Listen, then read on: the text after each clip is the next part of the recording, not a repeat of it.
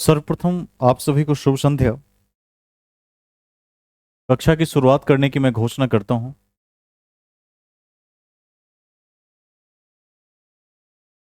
पिछली कक्षा में हम खिलजी वंश के महत्वपूर्ण शासक अलाउद्दीन खिलजी को देख रहे थे,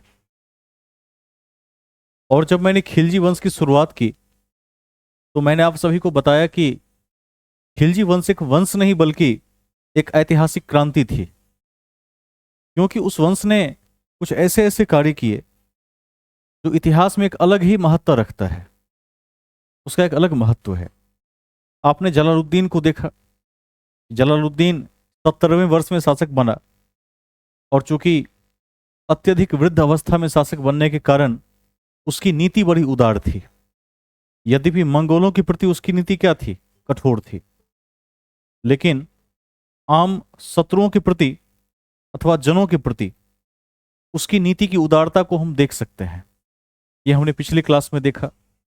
हमने बाद में देखा कि एक क्रांतिकारी और आक्रामक शासक के रूप में अलाउद्दीन खिलजी उस वंश को आगे बढ़ाता है, और उस कड़ी में राजनीतिक सुधार भी हुए, आर्थिक सुधार भी हुए।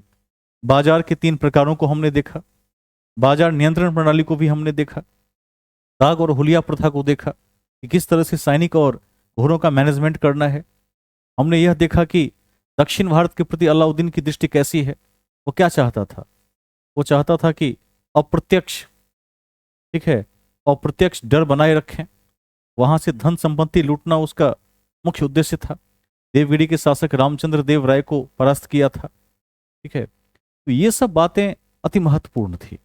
और इस कड़ी में हम राजनीतिक सुधार के खंड में आज हैं। हम खिलजी वंश में हैं, और ध्यान रखेंगे कि सल्तनत काल में 5 राजवंश उल्लेखनीय हैं, जिसमें सबसे पहला गुलाम वंश है, जिसको हमने पढ़ लिया है। उसके बाद खिलजी, तुगलक, सैयद और लोदी, ये 5 मुख्य राजवंश हैं। 1206 से लेकर 1526 तक का काल है। उसके बाद फिर हम मुगल को देखेंगे।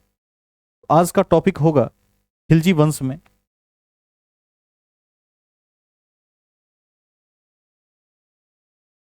लिखिए,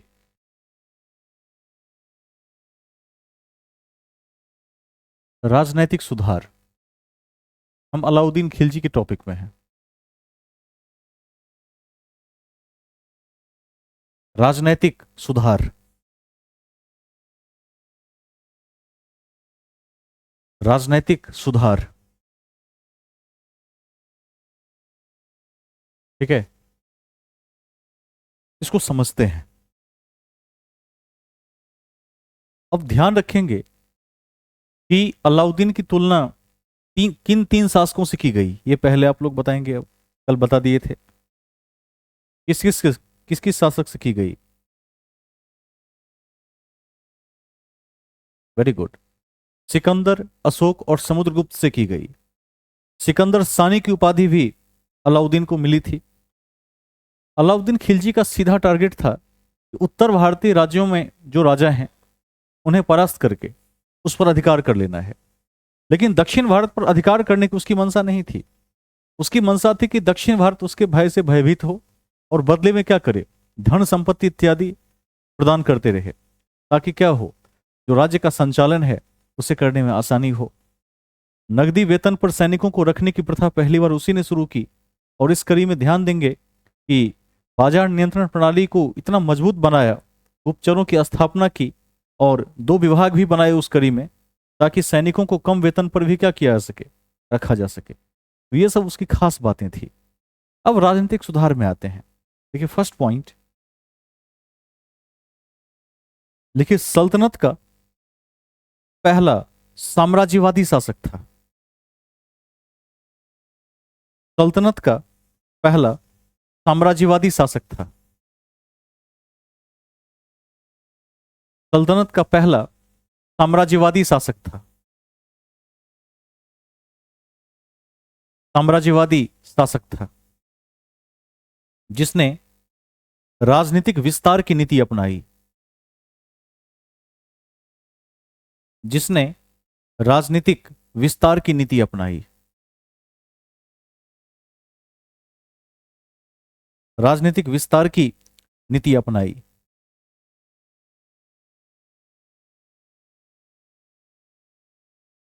ठीक है। अब एक प्रश्न पूछते हैं, कोई तेजी से जवाब देंगे बिना कहीं से देखे हुए। जो कल दो विभाग की चर्चा मैंने की थी उसके विषय में पूछ रहा हूं। टैक्स को कौन देखता था और बाजार को कौन देखता था? जल्दी। मुफ्त और रियासत। Very good. मुफ्त और रियासत इसके सही उत्तर हैं। ठीक है, इसको ध्यान रख लीजिएगा, दीवान शब्द लगा देंगे उसमें। ध्यान रखेंगे, अलाउद्दीन एक साम्राज्यवादी विचारधारा का शासक था, जो आपने अभी लिख लिया है। ठीक है, इसमें जोड़ दीजिए एक पॉइंट। देखिए, इस कड़ी में उसने राज्य विस्तार की नीति अपनाई। इस कड़ी में उसने राज्य विस्तार की नीति अपनाई। राज्य विस्तार की नीति अपनाई।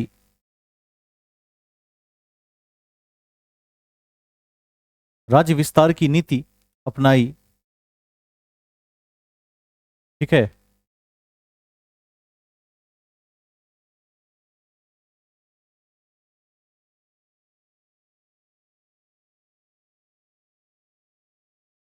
सबसे जो पहला उसने अभियान चलाया था उसका नाम था गुजरात अभियान। ध्यान रखिएगा। और उस समय यदि आपसे परीक्षा में पूछे कि किस वंश का शासक था, उस समय गुजरात में बघेल वंश का शासक था। कभी नहीं भूलेंगे, लिख दीजिए। पहला अभियान गुजरात अभियान था। पहला अभियान गुजरात अभियान था। गुजरात अभियान था जिसमें उसने बघेल वंश पर आक्रमण किया।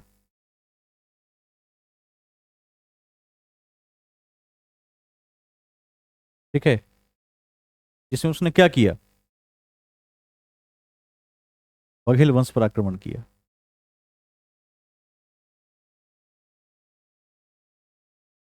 इसको नोट कर लेंगे। अब ध्यान देंगे, जब अलाउद्दीन गुजरात अभियान पर था तो यहीं पर उसे नुसरत खान ने 1000 दिनारी से भेंट करवाया। उसका 1000 दिनार में एक दास को खरीदा था। ठीक है, कभी नहीं भूलिएगा। क्या नाम था उस दास का? मलिक काफूर नाम था। और मलिक काफूर एक बहुत ही तेज तर्रार दास था। आगे चलकर उसने कई युद्ध अभियानों का सेनापतित्व तो संभाला और अलाउद्दीन खिलजी ने उसे बड़े बड़े मुठभेड़ों में लगाया और वो विजयी हुआ। और अंत में जब अलाउद्दीन की मृत्यु हो गई तो उसने क्या किया? अपने ही पुत्र को शासन में ला दिया और अलाउद्दीन के सभी करीबियों की हत्या भी कर दी। इस बात को ध्यान रखेंगे कि जो दास होते थे, भले ही वो खरीदे बेचे जाते थे, लेकिन कोई कोई दास ऐसा होता था जो सुपर टैलेंटेड होता था। यदि उस दास को मौका मिलता तो राजा से भी बेहतर कार्य कर सकता था। जिसमें आप देखेंगे कि गोरी की मृत्यु के बाद कुतुबुद्दीन ऐबक भी दास था, जिसने भारतीय सल्तनत का सम्राट घोषित कर दिया, सुल्तान घोषित कर दिया। उसी कड़ी में यदि आगे देखेंगे तो अलाउद्दीन का जो दास था 1000 दिनारी मलिक कफूर, इसने अलाउद्दीन की मृत्यु के बाद शासन को अपने हाथ में कुछ समय के लिए ले लिया था। अलग बात है कि बाद में उसकी छल से हत्या हो गई थी। ठीक है, इन सभी तथ्यों को ध्यान में रखेंगे। अभी हम जिस पॉइंट पर थे वो गुजरात था और गुजरात में बघेल शासकों पर अटैक किया। एक लाइन लिख दीजिए, लिखिए, गुजरात अभियान के दौरान, गुजरात अभियान के दौरान, गुजरात अभियान के दौरान नुसरत खां से, नुसरत खां से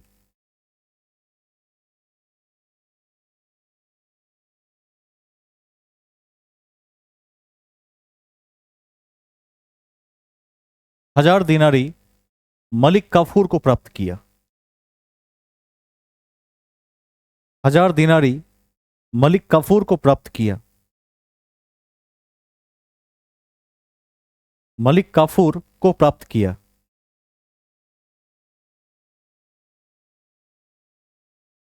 मलिक काफूर को प्राप्त किया। ध्यान रखिएगा। अब अलाउद्दीन ने क्या किया? तो अलाउद्दीन इसे अपने साथ ही रखता था, और अलाउद्दीन के जो महत्वपूर्ण अभियान होते थे उसका सेनापति तो मलिक काफूर को दिया करता था। वह खास भरोसेमंद व्यक्ति था। तो कालांतर में अलाउद्दीन ने क्या किया? मलिक काफूर को दक्षिण अभियान पर भेज दिया। उसका एक ही काम था कि दक्षिण के राजाओं को डरा कर रखना, युद्ध की धमकियां देना, और बदले में क्या करना? बहुत सारी धन संपत्ति उनसे वसूलना। इसको लिख दीजिए। कालांतर में अलाउद्दीन ने कालांतर में अलाउद्दीन ने कालांतर में अलाउद्दीन ने मलिक काफूर को दक्षिण अभियान पर भेजा।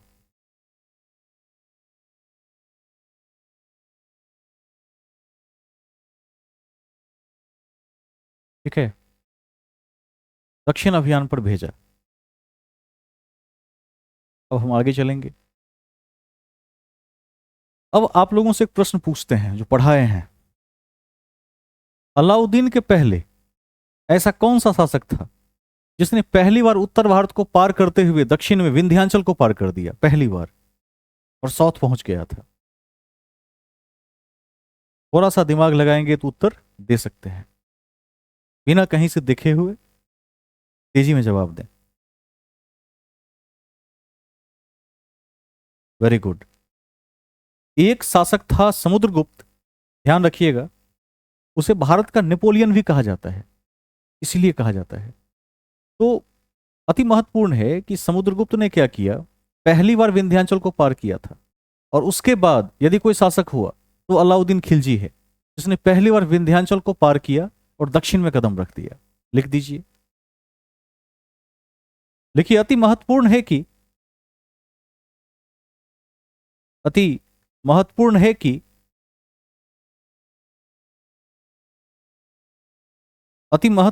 है कि अलाउद्दीन खिलजी अलाउद्दीन खिलजी दिल्ली सल्तनत का पहला शासक था। अलाउद्दीन खिलजी दिल्ली सल्तनत का पहला शासक था। पहला शासक था जिसने जिसने विंध्याचल को पार किया। जिसने विंध्याचल को पार किया।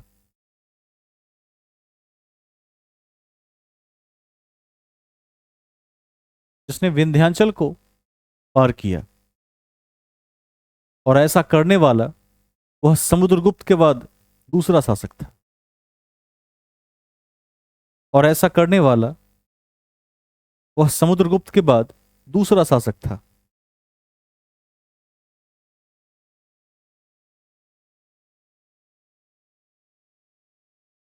ठीक है,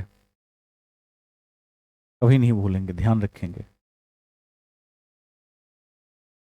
देखिए नेक्स्ट पॉइंट।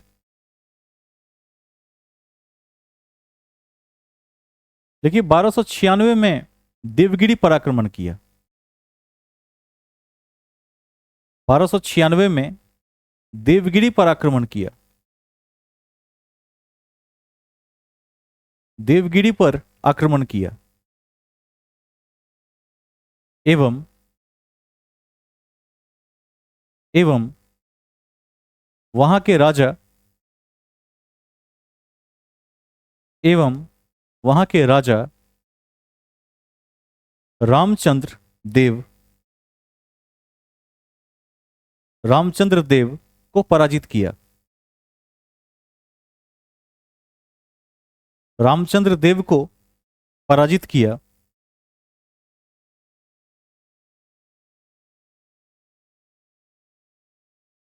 एवं उन्हें राय रायन की उपाधि दी। एवं उन्हें राय रायन की उपाधि दी। राय रायन की उपाधि दी। ध्यान रख लेंगे। अब उपाधि क्यों दिया, तो ये पहले से मैंने बता दिया है कि अलाउद्दीन चाहता था कि दक्षिण भारत को स्वतंत्र रहने दें, बस उसे धन संपत्ति का जरिया बनाए रखें। तो रामचंद्र देव से क्या किया, बहुत सारा धन संपत्ति लिया और बदले में क्या किया, एक उपाधि दे दिया, ताकि राजा भी दुखी ना हो और भयभीत भी रहे। मध्य मार्ग अपनाता था, क्योंकि उसे मालूम था कि यदि साउथ पर अधिकार करने के फेरे में पड़ेंगे तो क्या होगा, नॉर्थ में बागडोर कमजोर हो जाएगी। और नॉर्थ का क्षेत्र यदि भारत के नक्शे पर देखेंगे तो बहुत व्यापक क्षेत्र है, मैदानी क्षेत्र है। ज्योग्राफी में जब आप पढ़िएगा उसमें भारतीय भूखंड को 4 भागों में बांटकर उसका अध्ययन किया जाता है, जिसमें आप देखेंगे कि जो मैदानी क्षेत्र है उसका हिस्सा सबसे बड़ा है, उसके बाद पठार और पर्वत का हिस्सा है।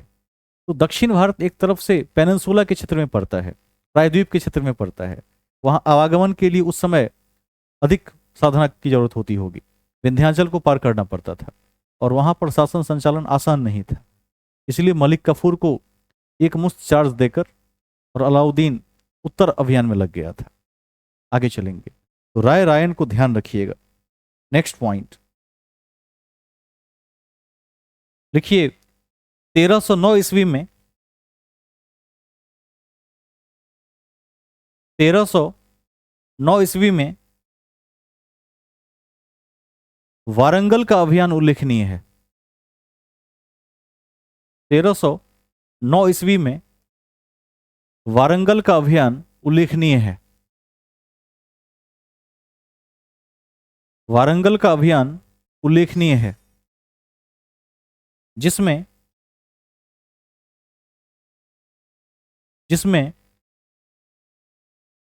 प्रताप रुद्रदेव ने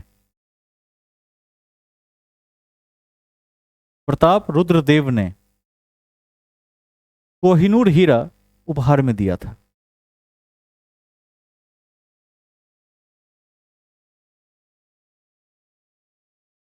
प्रताप रुद्रदेव ने कोहिनूर हीरा उपहार में दिया था।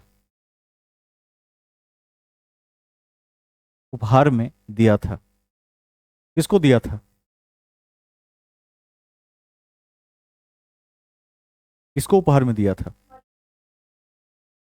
अलाउद्दीन खिलजी को दिया था। ध्यान रखिएगा, उपहार सदैव राजा को दिया जाता है। ठीक है, आगे चलेंगे।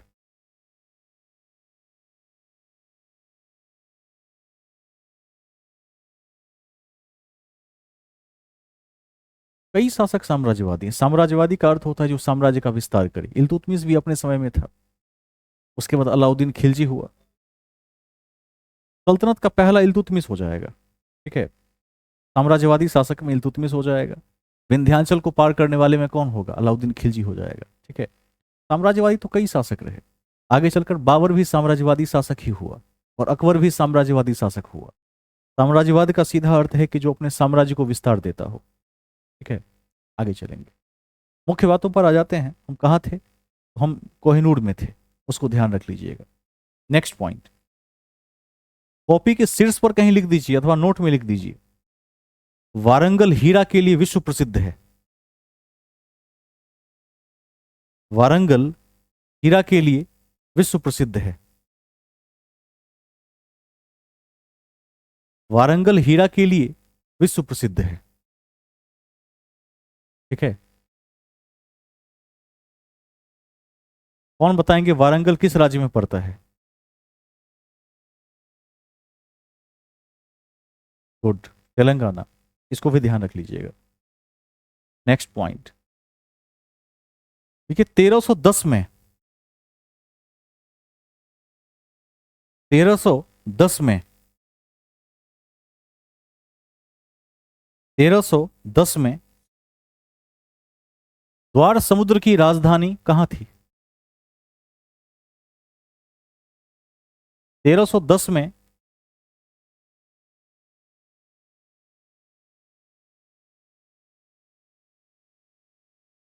कहां थी राजधानी द्वार समुद्र की?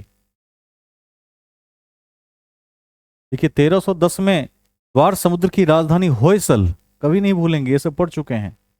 होयसल के बारे में भी चर्चा हुई है, देखते रहिए। 1310 में द्वार समुद्र की राजधानी होयसल पर हमला किया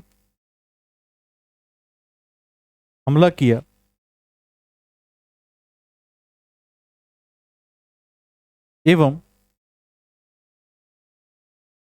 एवं होयसल में होयसल में होयसल में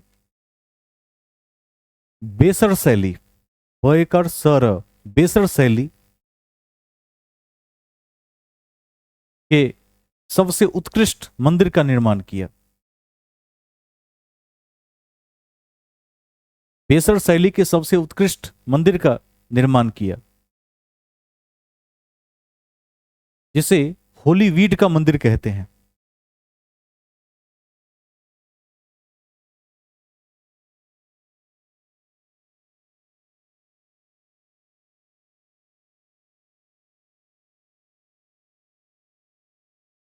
जिसे होली वीड का मंदिर कहते हैं।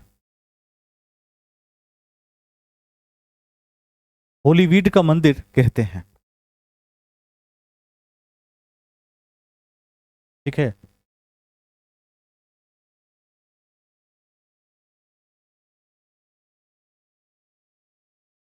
नोट में लिख दीजिए कहीं। होयसल के शासक का नाम वीर बल्लाल था। होयसल के शासक का नाम वीर बल्लाल था। वीर बल्लाल था। ठीक है। नेक्स्ट पॉइंट देखिए, 1311 में किसने पूछा है ये होयसल कहाँ है, एक बार दोबारा पूछें। किसका प्रश्न था ये? विष्णु जी, ये सब प्रश्न कक्षा में नहीं पूछना। हाँ हाँ, आपका ही प्रश्न था। ये सब बिल्कुल मत पूछिए, अब इस कक्षा में तो मत ही पूछिए। ये कहाँ है इसको देख कर आना है। ये कहाँ है इसको देख कर आना है। अब द्वार समुद्र कहाँ है ये नहीं पता हो तो ये कक्षा फिर आपके लिए नहीं है। ठीक है, ध्यान रखिएगा। अब कोई पूछेंगे कि सर चालुक्य वंश कहाँ का था, तो फिर काम नहीं चलेगा। यहाँ कहाँ है होयसल, कौन बताएंगे जल्दी? तैयारी में नहीं आते हैं आप। पूरा क्लास साइलेंस हो गया। सबके पास मोबाइल है कि नहीं है? सबके पास मोबाइल है, सबके पास किताब भी है। रोज कहते हैं कि पढ़ के आया कीजिए आप।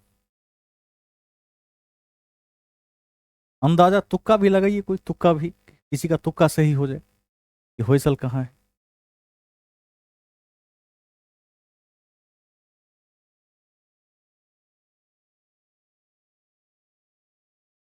सभी लोग टाइप करके भेजें अभी जल्दी, एक बार स्क्रीन पर दिख जाएगा। सभी लोग टाइप करके भेजें।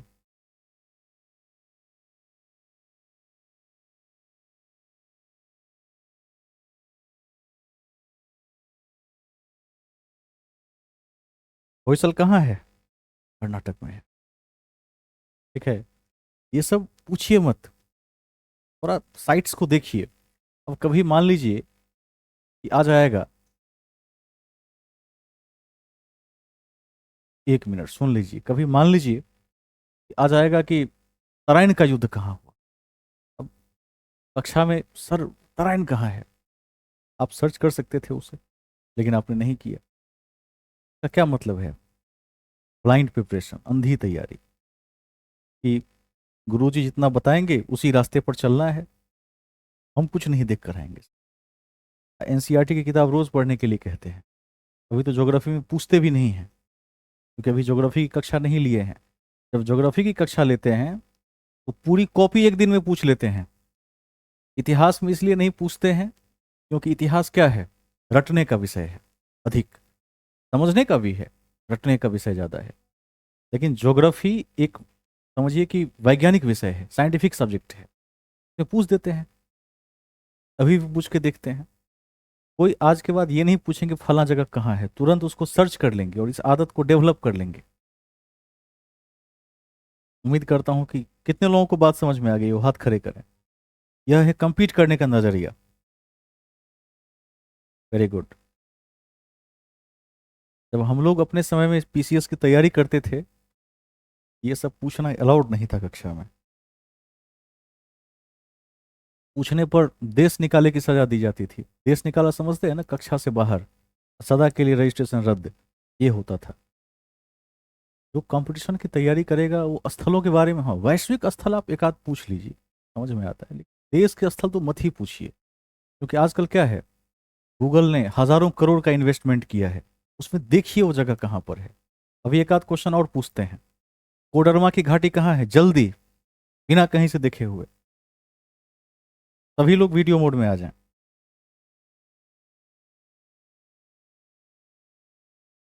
कोडरमा की घाटी कहाँ है?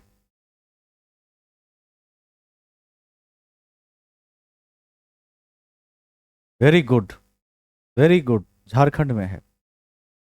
किसने यूपी कहा है? झारखंड होगा। अभ्रक के लिए विश्व प्रसिद्ध है। तो मैंने पहले ही कक्षा में कहा था कि जब भी इस कक्षा में आइए तो एनसीईआरटी को थोड़ा बहुत टच करके आइए, या किसी भी मानक किताब को पकड़ के आइए, टच करके आइए। ये तो क्या होगा, अनर्थ हो जाएगा। अब मैंने पढ़ा दिया कि कर्क रेखा 8 राज्यों से निकलती है, कोई पूछेगा सर इम्फाल कहाँ है और भोपाल कहाँ है, फिर काम नहीं चलेगा। इम्फाल कहाँ पर है? Very good. और भोपाल? कोई बताएंगे कि कर्क रेखा कौन कौन से राज्य से गुजरती है?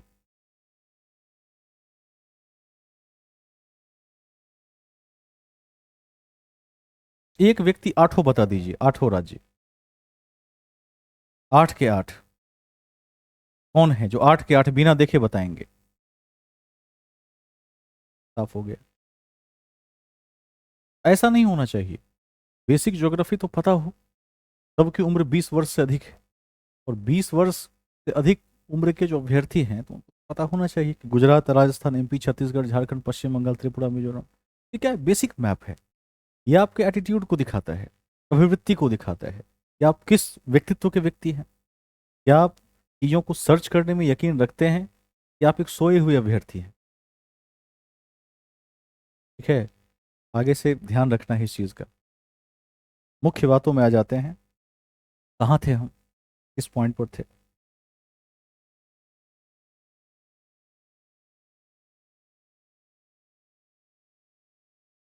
कहाँ थे पर कोई बताएं जल्दी, सन्नाटा पसर गया है। हाँ, वीर बल्लाल था। तो वीर बल्लाल को विशेष रूप से ध्यान रखेंगे। आगे चलें। देखिए 1311 में, 1311 में, 1311 में मदुरै अभियान शुरू किया। मदुरै अभियान शुरू किया। मदुरै अभियान शुरू किया। अभिनय कुमार एक बार सामने आइए क्विकली। आप बताएंगे कि मदुरै किस देश में है, पहले ये बताइए, माइक ऑन करके। भारत में कहां पर है?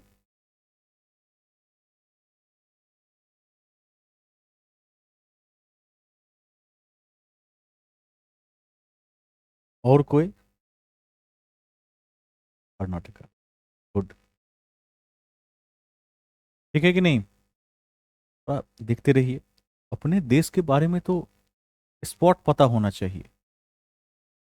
मेरे देश में कौन कौन से स्थल महत्वपूर्ण है? कोडरमा क्यों पूछे हैं? 50 बार परीक्षा में कोडरमा पूछा है कि कोडरमा की घाटी क्यों प्रसिद्ध है। सब बार वही उत्तर होता है कि अभ्रक के लिए प्रसिद्ध है। जब आप खनिज को पढ़िएगा ज्योग्राफी में, तो आप देखेंगे कि अभ्रक के क्षेत्र में भारत का एकाधिकार है। मसालों के क्षेत्र में क्या है, भारत का एकाधिकार है। और ये सब क्या है, स्मरणीय बातें हैं, कभी नहीं भूलेंगे। स्पॉट की पकड़ हो। कि मुझे ये पता होता तो कक्षा की शुरुआत में किससे करता, ज्योग्राफी से करता। क्योंकि बिना भूगोल को जाने हुए इतिहास पढ़ना क्या है, उद्देश्यहीन हो जाएगा। आप लोग अपने स्तर से थोड़ा। हाँ हाँ।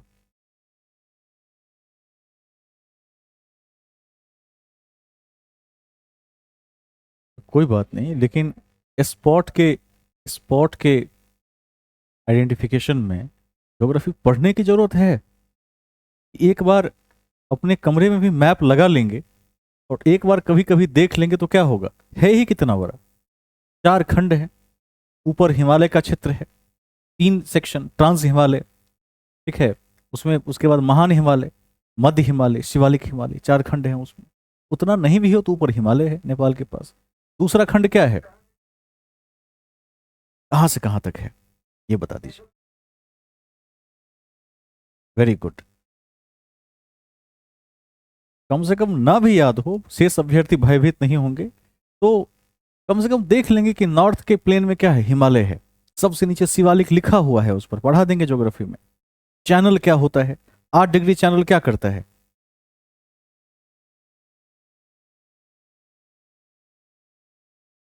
8 डिग्री, 8 डिग्री पूछे हैं। मिनिकाय को मालदीव से अलग करता है, और अंडमान को निकोबार से कौन अलग करता है, 10 डिग्री। अब देखेंगे मैप में नीचे चैनल बनाए हुए हैं, दोनों छोर पर 10 डिग्री लिखा हुआ है। तो यदि इसमें कोई अभ्यर्थी फंस रहे हैं, इट मीन्स वो बिल्कुल अवेयर नहीं है। वह सिर्फ शाम में आते हैं, कक्षा करके सो जाते हैं, कभी सिलेक्शन नहीं हो सकता, संभव है। क्योंकि सदैव रेस में क्या है, फ्लो एंड फायर वाले अभ्यर्थी शामिल हैं, जिनको एक एक स्पॉट को रटा हुआ है उन्होंने पहले से। और ये अवेयरनेस है। किसी अभ्यर्थी को लगता होगा कि सर ज्योग्राफी पढ़ाएंगे हम तब पढ़ेंगे, अवेयरनेस है। अवेयरनेस ये भी है कि यदि आप सड़क पर चलते हैं तो अपने चारों तरफ देखते हुए चलिए, कहाँ कौन सा पोस्टर लगा है, क्या चल रहा है, किस योजना का बोर्ड लगा हुआ है, ठीक है, PMAY क्या होता है, उसका बोर्ड कहाँ लगा हुआ है, ठीक है, उसको ध्यान में रखते हुए चलेंगे। यही है अवेयरनेस। साक्षात्कार में यही सब तो पूछते हैं। अभी क्रिकेट में भारत ने क्या है, विजय हासिल की। भारत के कप्तान कौन है, रोहित शर्मा है। तो इन तथ्यों को भी एकदम पकड़ में रखेंगे, वो भी आपके GS का ही हिस्सा है। यदि विश्व में कहीं वॉर चल रहा है तो वो GS का ही हिस्सा है। अभी यदि आकाशा एयर दिल्ली से दरभंगा के लिए चला है तो वो भी क्या है, बिहार की परीक्षाओं के लिए महत्वपूर्ण है कि नहीं है। तीसरा प्लेन चला है, फ्लाइट के क्षेत्र में क्रांति है। आगे चलते हैं, नेक्स्ट पॉइंट, मूल बातों पर। 1311 में मदुरै अभियान शुरू किया, ठीक है, ब्रैकेट में वीर पांडे प्लस सुंदर पांडे, उसी पर आक्रमण हुआ था, लिख देंगे। वीर पांडे प्लस सुंदर पांडे,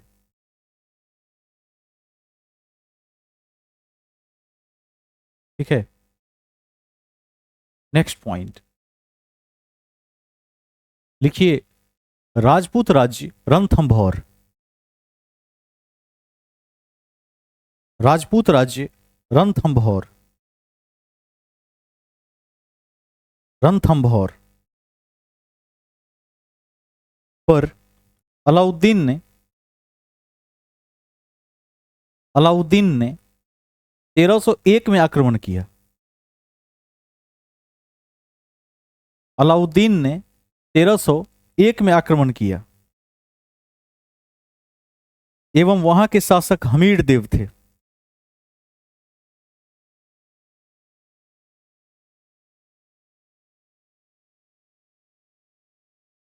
हमीर देव थे, कभी नहीं भूलिएगा, हमीर देव थे, ठीक है। वरुण जी एक बार वीडियो में आ जाइए सामने। हाँ, आप बताएंगे कि रणथंभौर किस राज्य में है, स्क्रीन पर देखकर बताइए सामने, बिना कहीं से देखे। रणथंभौर किस राज्य में है, कोई, एनीबॉडी। राजस्थान में है, रणथंभौर राजस्थान में है। ये गिरवन कहां पर है, और क्यों प्रसिद्ध है? गिरवन गुजरात में है, जो गिर शेरों के लिए, गिर अभयारण्य के लिए प्रसिद्ध है। और जितनी बातें मेरे मुख से निकल रही हैं, ये सब क्या है? ये सब 100 बार पूछे हुए क्वेश्चन है। इस मंच पर एक भी ऐसी बात नहीं निकलेगी जिसका संबंध परीक्षा से नहीं होगा। कई अभ्यर्थी भीतर ही भीतर क्या होंगे? एकदम नाराज होंगे, है ना।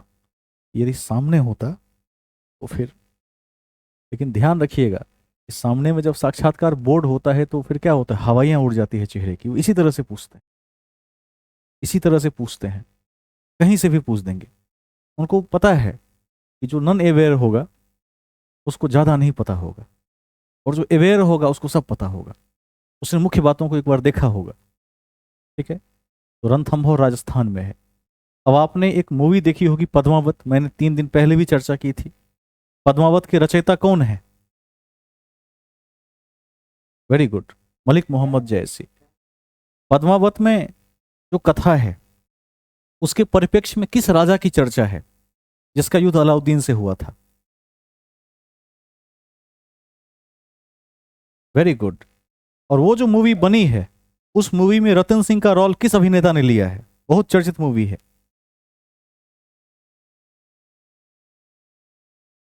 शाहिद कपूर ने लिया है। और अलाउद्दीन का रोल किसने लिया है? रणवीर कपूर ने लिया। ठीक है, रणवीर सिंह है। वेरी गुड, हाँ सिंह है। हाँ। और पद्मावती का रोल किसने लिया है? दीपिका पादुकोण ने लिया है। तो ध्यान रखिएगा, जब ऐसी कोई मूवी ऐतिहासिक पृष्ठभूमि पर आधारित हो, जैसे अभी आप देखेंगे छावा क्या है, मराठों के ऐतिहासिक पृष्ठभूमि पर आधारित है। देश में जिन लोगों को, वैसे जो अभ्यर्थी हैं उनको तो सब पता होता है, जो किताबों को गहराइयों से पढ़ते हैं, एनसीईआरटी पढ़ लीजिए केवल, सब मिल जाएगा। क्षमता है तो उससे अधिक जाके आगे पढ़िए। यदि किताब पढ़ने की क्षमता और लिखने की क्षमता बना लेते हैं तो भविष्य में आप अधिकारी हैं। अधिकारी का वो शेयर आप ही को मिलेगा, क्योंकि जिसको लिखना आता है वही ऑफिसर बनता है। बाकी लोग क्लर्क बन जाते हैं, कुछ से कुछ बन जाते हैं, उनकी कोई वैल्यू नहीं है, उनके पास डिसीजन मेकिंग पावर नहीं है। यदि पढ़ लिख कर कोई ऐसा पद है जिस पर निर्णय निर्माण की शक्ति हो, निर्णय लेने की थोड़ी क्षमता हो, तो अधिकारी का पद होता है। उसके बाद संसद के पास है, विधानमंडल के पास है, पॉलिटी में पढ़ेंगे इस चीज को। लेकिन ब्यूरोक्रेसी की बात करें तो अधिकारियों के पास है। अब ग्रुप सी के एक एम्प्लॉय की कितनी क्षमता होगी? कम से कम क्षमता ग्रुप बी के एम्प्लॉय की होती है, जो निर्णय ले सकता है। यानी 4200 ग्रेड से जो ऊपर के अधिकारी होते हैं वो सामान्य निर्णय भी ले सकते हैं कहीं ना कहीं। एक अधिकारी निर्णय ले सकते हैं। ध्यान रखिएगा। तो किताबों को थोड़ी डेप्थ में जाकर पढ़ेंगे तो आपको एक एक बात दिखेगी। वैसे जिनको नहीं पता है वो मराठा के विषय में छावा से भी जान सकते हैं कि मराठा ऐसे शासक रहे जिन्हें मुगल कभी अंतिम रूप से परास्त नहीं कर पाए, और बाद में मराठों का जो विस्तार हुआ वो बंगाल से लेकर अफगानिस्तान तक हुआ। ये भी उल्लेखनीय है, इसे याद रखेंगे। हम वापस से भी मूल बातों में आते हैं, मुख्य बिंदु पर चले आते हैं। मैं तो बस एक बार दिखा रहा हूं कि कहाँ कहाँ से टॉपिक किस तरह से पढ़ना है, अखबार को किस दृष्टिकोण से देखना है। तो कोई भी ऐतिहासिक मूवी बने, बैकग्राउंड पर बने, उसे जरूर जाकर देखिए। उसमें सीखने लायक कुछ बात हो तो उसको जरूर सीखिए, क्योंकि कहते हैं कि जो 1000 शब्द मिलकर बयां नहीं कर सकते, वह एक चलचित्र बयां कर सकती है उन चीजों को। आगे चलते हैं। तो हम थे यहां पर मदुरै अभियान के बाद रणथंभौर पर। हमने लिखा कि राजपूत राज्य रणथंभौर पर अलाउद्दीन ने 1301 में आक्रमण किया एवं वहां के शासक हमीर देव थे। यहां तक लिख लिया है। देखिए 1303 में, 1303 में, 1303 में चित्तौर अभियान शुरू किया। चित्तौर अभियान शुरू किया, जहां के शासक,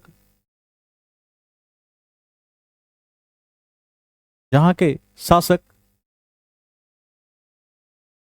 रतन सिंह थे। अभी मैं इन्हीं की चर्चा कर रहा था। जहां के शासक रतन सिंह थे।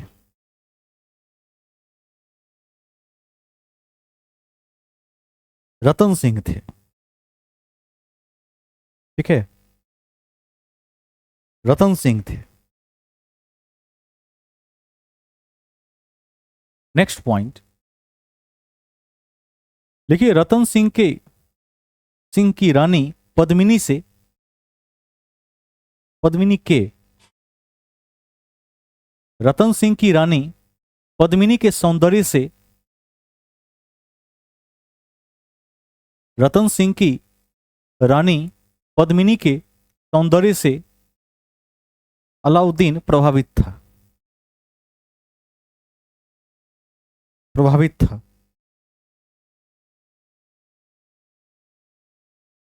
प्रभावित था। जब हम मलिक मोहम्मद जैसी की रचनाओं को देखते हैं तो हमें इस युद्ध का भी पता चलता है, चित्तौड़ के युद्ध का पता चलता है, जहां आज भी देखेंगे कि राजस्थान में उस जगह पर जौहर के चिन्ह हैं, जो ऐतिहासिक चिन्ह हैं। भारत सरकार ने उसे विश्व विरासत घोषित किया हुआ है। और ध्यान रखिएगा कि जब अलाउद्दीन ने उस क्षेत्र को जीत लिया तो उसका नाम रखा खिजराबाद। खिजराबाद खिज्र खां के नाम पर, और अपने बेटे को सौंप दिया और सूबेदार बना दिया था। इसको भी लिख दीजिए। लेकिन कालांतर में इस प्रदेश को जीतने के बाद, कालांतर में इस प्रदेश को जीतने के बाद, जीतने के बाद, जीतने के बाद इसका नाम खिजराबाद रखा।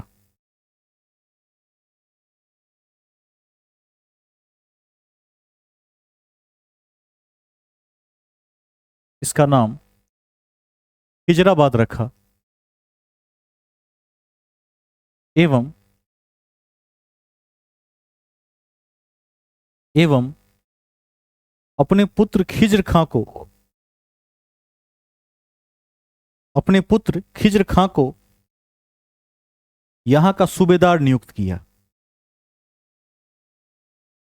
यहां का सूबेदार नियुक्त किया। सूबेदार नियुक्त किया। नियुक्त किया। नेक्स्ट पॉइंट, अगला बिंदु लिखिए। मलिक मोहम्मद जैसी ने 1540 में पद्मावत लिखा। मलिक मोहम्मद जैसी ने 1540 में पद्मावत लिखा।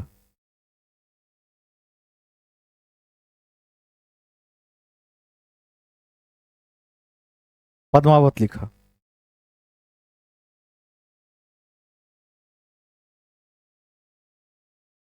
नेक्स्ट पॉइंट,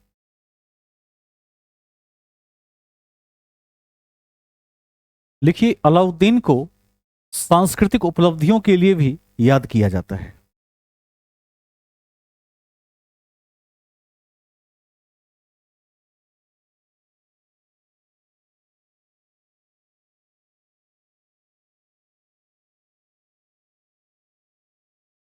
याद किया जाता है।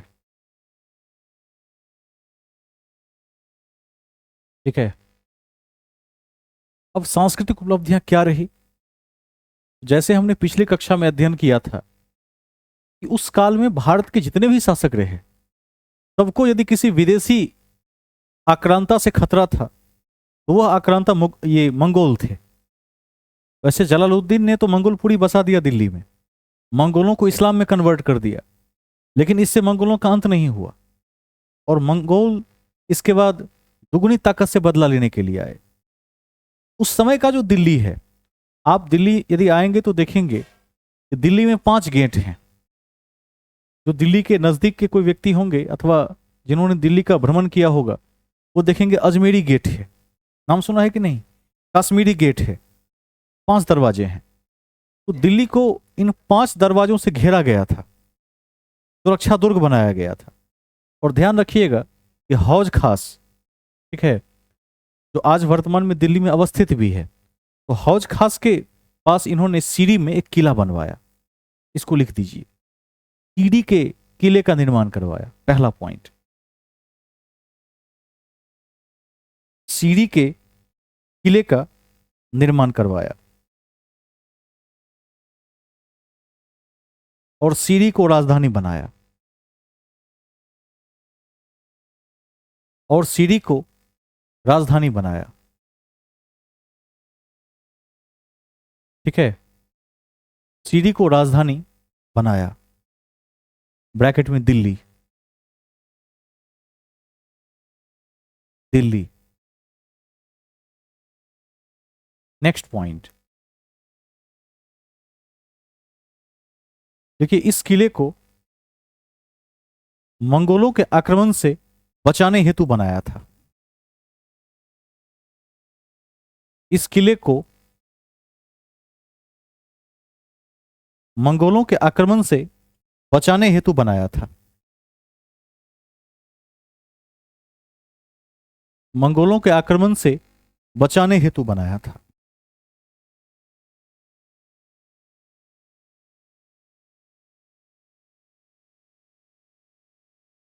ठीक है, अब अलाउद्दीन की जो दूसरी उपलब्धि है वो है अलाई दरवाजा, और उसके ऊपर गुंबद, इसको भी लिख दीजिए। लिखिए, अलाई दरवाजा का निर्माण करवाया, अलाई दरवाजा का निर्माण करवाया, एवं पहली बार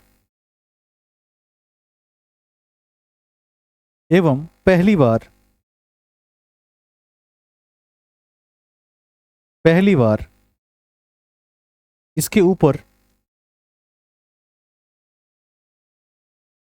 इसके ऊपर वैज्ञानिक विधि से गुंबज बनवाया या गुंबद बनवाया। वैज्ञानिक विधि से गुंबद बनवाया, और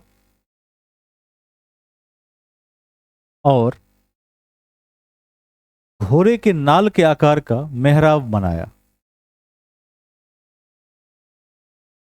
और घोड़े के नाल के आकार का मेहराब बनाया। मेहराब, मोयकर ह राकर वो।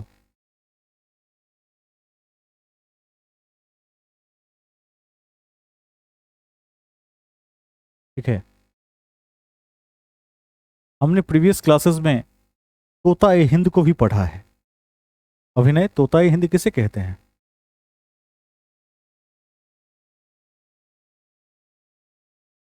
बिल्कुल रिवीजन नहीं कर रहे हैं। काजल, तोता ए हिंद किसे कहते हैं?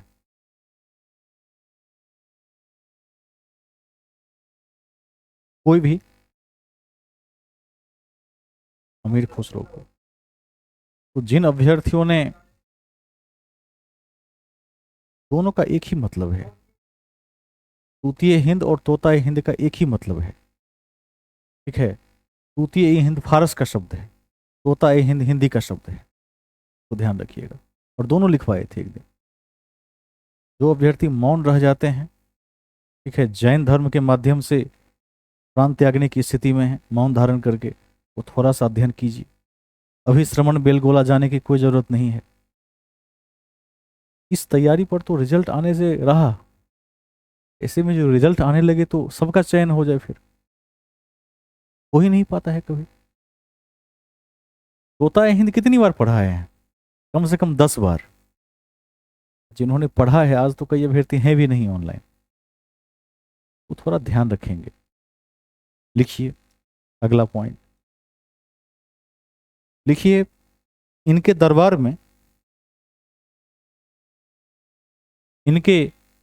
में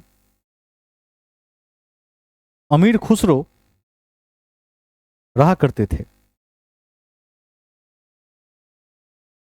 इनके दरबार में अमीर खुसरो रहा करते थे,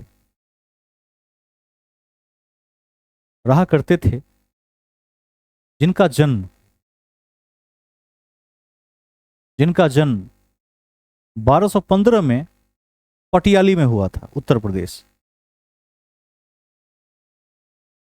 जिनका जन्म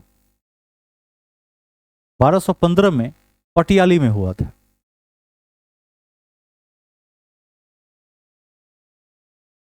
ठीक है, नेक्स्ट पॉइंट।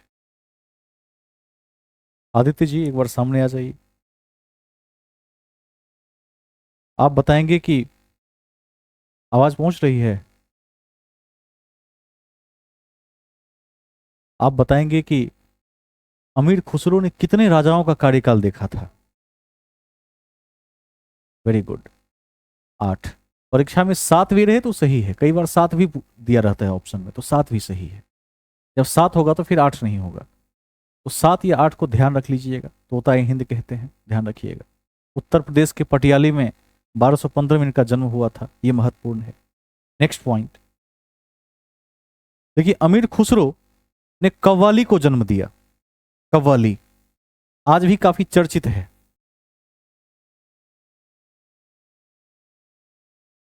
अमीर खुसरो ने कव्वाली को जन्म दिया।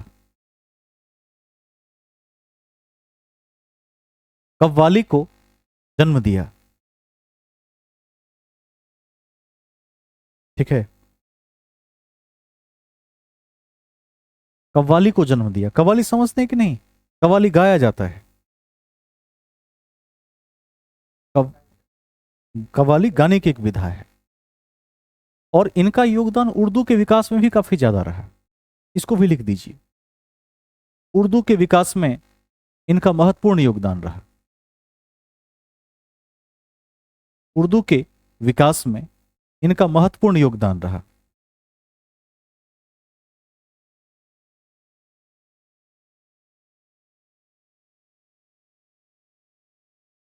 ठीक है।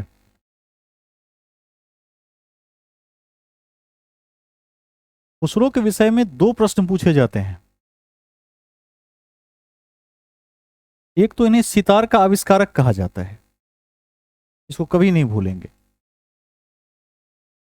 और एक फारसी शैली है जिसका नाम है सबक ए हिंद, ठीक है। इन्होंने फारसी के एक नए शैली का आविष्कार किया। लिख दीजिए, खुसरो को सितार का आविष्कारक कहा जाता है। खुसरो को खुसरो को सितार का आविष्कारक कहा जाता है। सितार का आविष्कारक कहा जाता है। एवं एवं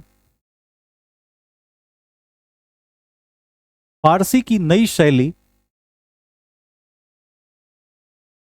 फारसी की नई शैली सबक ए हिंद को जन्म दिया या विकास किया।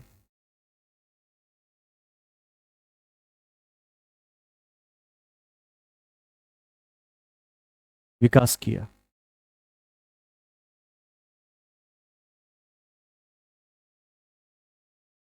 ठीक है।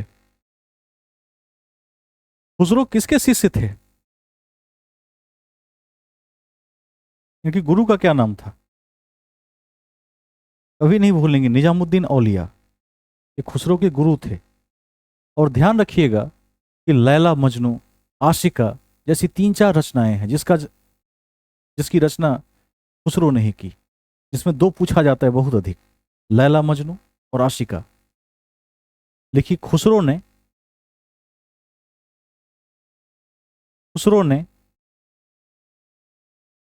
लैला मजनू और आशिका जैसी रचना लिखी। खुसरो ने लैला मजनू और आशिका जैसी रचना लिखी। आशिका जैसी रचना लिखी। इनके गुरु का नाम निजामुद्दीन औलिया था।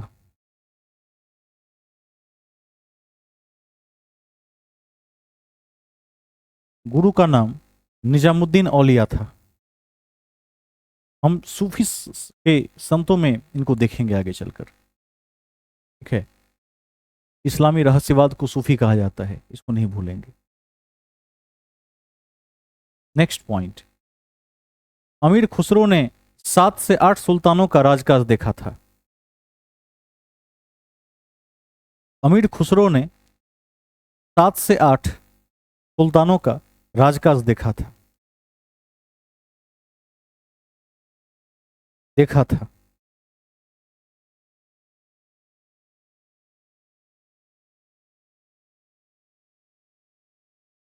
ठीक है, तो यहां तक यदि हम देख लेते हैं तो मैं समझता हूं कि अलाउद्दीन खिलजी के टॉपिक पर आपकी पकड़ ठीक ठाक रहेगी। इसके बाद अगला शासक कौन बना?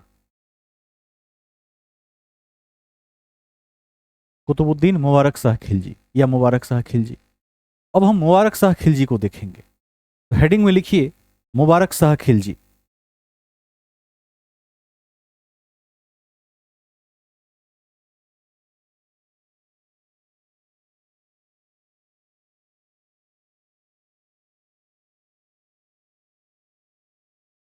तेरह सौ सोलह से लेकर 1320 तक।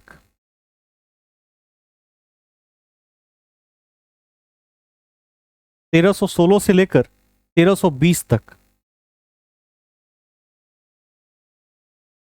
20 तक।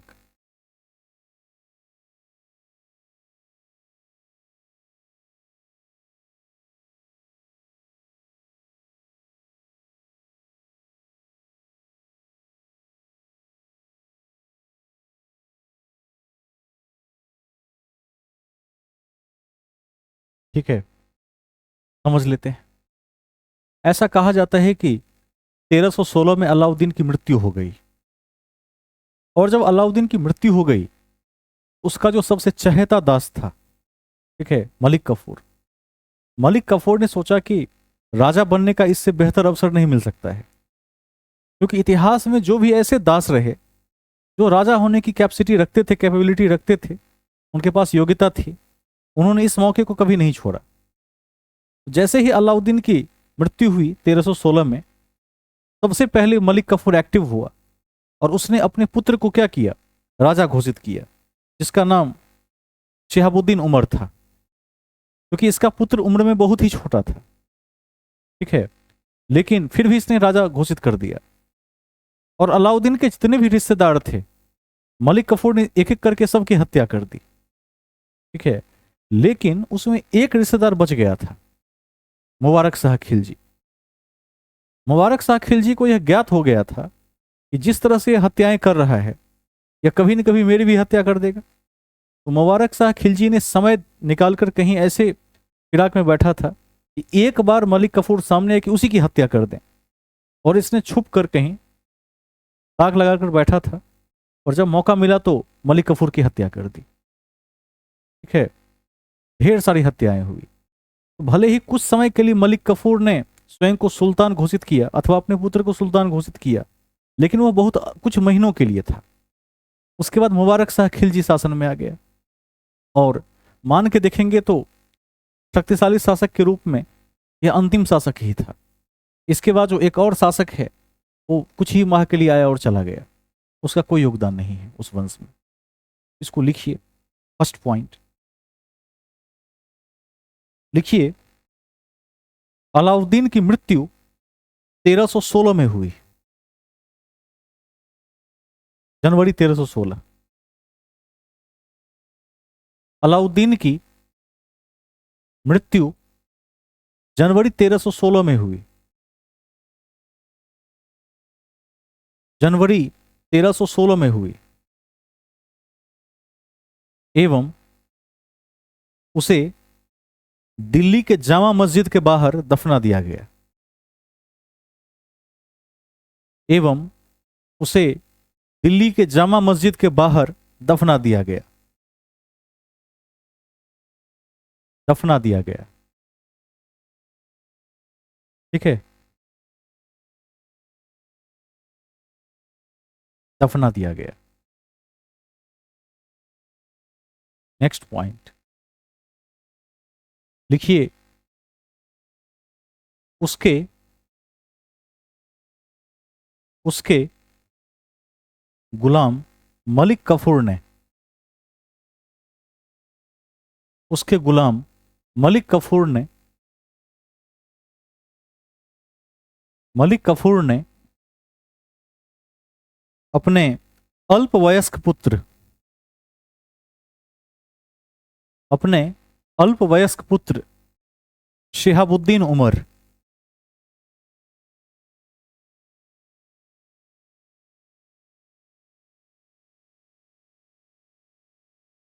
शिहाबुद्दीन उमर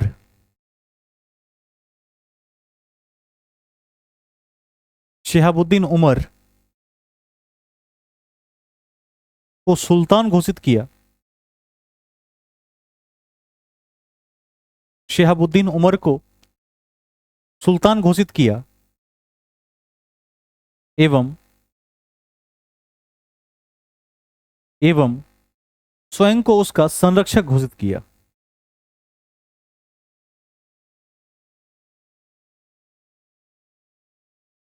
स्वयं को उसका संरक्षक घोषित किया।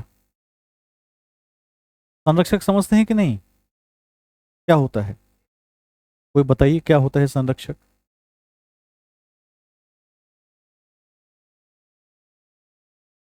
वैसे उस समय संरक्षक का अर्थ था कि देख रेख करता, कि जब तक शिहाबुद्दीन क्या है, बच्चा है, छोटा है, तब तक उसके शासन को भी मलिक कफूर ही संभालेगा और उसकी सुरक्षा भी कफूर ही अपने नियंत्रण में करेगा।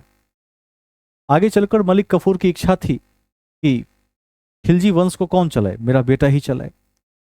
और यह कला उसने अलाउद्दीन से सीखी थी, जिसने जलालुद्दीन की हत्या कर दी थी और शासन को अपने हाथों में ले लिया था। ठीक है, लेकिन हुआ क्या कि बहुत ही जल्द मुबारक शाह खिलजी, जो अलाउद्दीन का एक पुत्र था, उसको ये पता चल गया था कि ऐसी ही स्थिति रही तो एक दिन मेरी भी हत्या करवा देगा, मैं ही बचा हुआ हूं। उसने क्या किया, मलिक कफूर की हत्या करवा दी और राजा बना। इसको भी लिख लीजिए। लिखिए, यद्यपि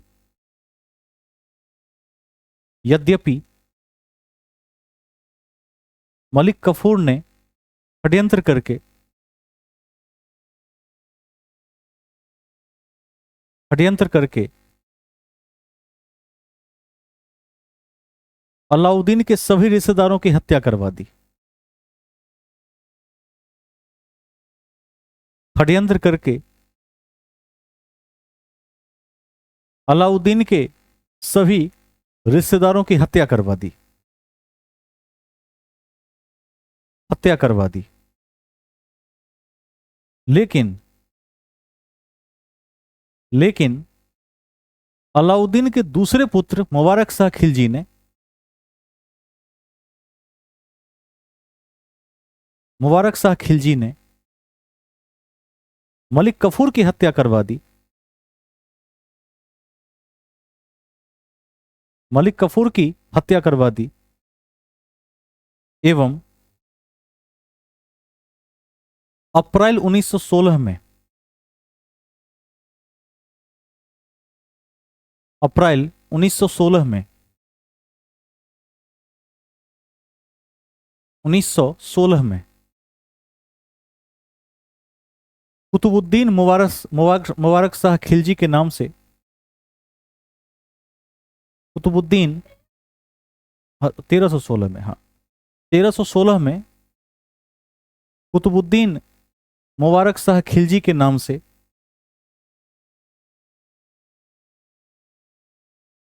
खिलजी के नाम से सुल्तान बना।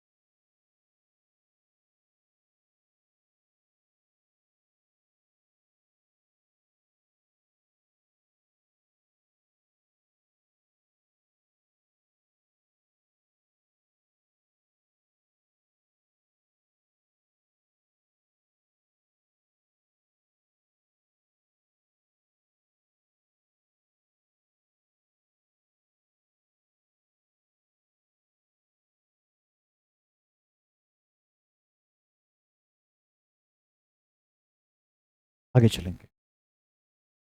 आवाज सब तक जा रही है? ठीक है। हम कहाँ थे? यहाँ पर मुबारक शाह खिलजी पर। तो हमने देखा कि किस प्रकार मुबारक शाह खिलजी ने मलिक कफूर की हत्या कर दी और हत्या करने के पश्चात स्वयं को सुल्तान घोषित किया। इसमें लगभग 3 से 4 माह का समय लगा इस संघर्ष में। जनवरी से लेकर अप्रैल तक का समय लगा। अब अगला पॉइंट को वीविया करके लिखेंगे, वेरी वेरी इंपॉर्टेंट करके लिखेंगे। देखिए, मुबारक शाह ने स्वयं को खलीफा घोषित किया।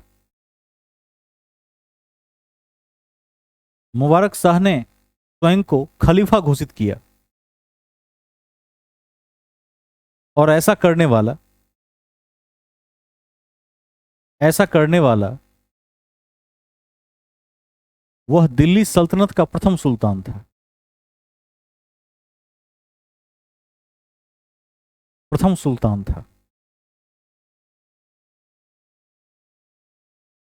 ठीक है, प्रथम सुल्तान था। आप लोग बताएंगे कि वैसे खलीफा की उपाधि किसको मिली थी पहले दिल्ली सल्तनत में? वेरी गुड, इल्तुतमिश को मिली थी, ध्यान रखेंगे। उसने तुर्की के खलीफा से यह उपाधि प्राप्त की थी। लेकिन मुबारक शाह खिलजी ने कहा कि मैं किसी भी तुर्की के खलीफा की बात नहीं मानूंगा, मैं किसी के नियंत्रण में नहीं रहूंगा, मैं स्वयं को खलीफा घोषित करता हूं। यह बात उसने कही। थोड़ा सा अंतर है, इसको ध्यान रख लेंगे। उसने स्वयं को खलीफा घोषित किया। ठीक है, देखिए नेक्स्ट पॉइंट, उसने खलीफा की सत्ता को मानने से इनकार कर दिया।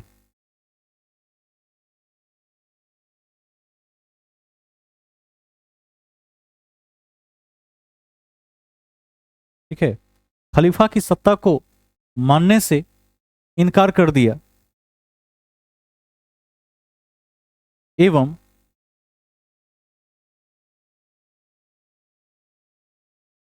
एवं अल इमाम उल इमाम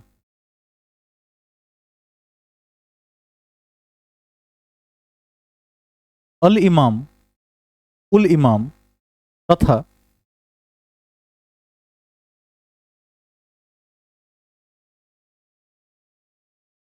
तथा खलीफा उल्लाह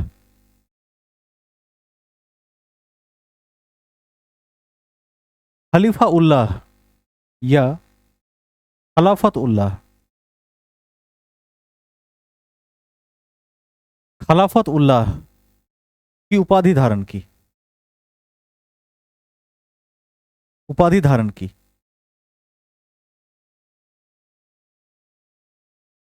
ठीक है,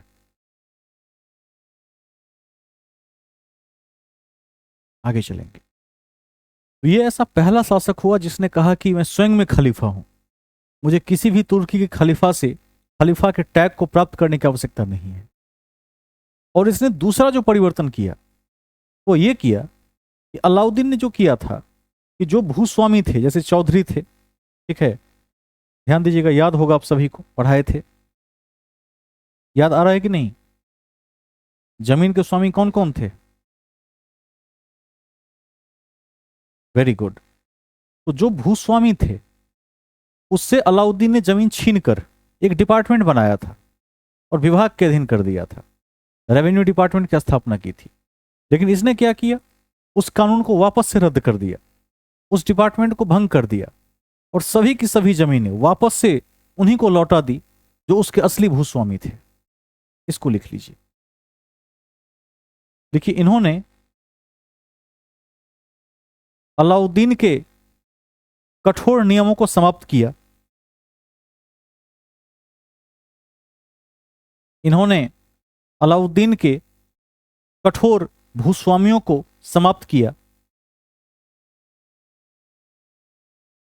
गलत बोल दिया मैंने। अलाउद्दीन के कठोर नियमों को समाप्त किया एवं एवं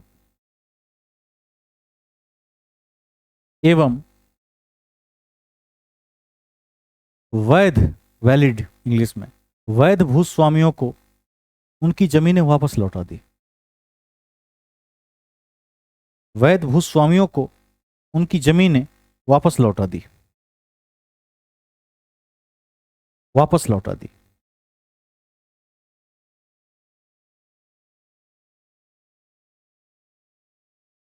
ठीक है, ध्यान रखिएगा। प्रकृति से ही मुबारक शाह बेवकूफ लगता है।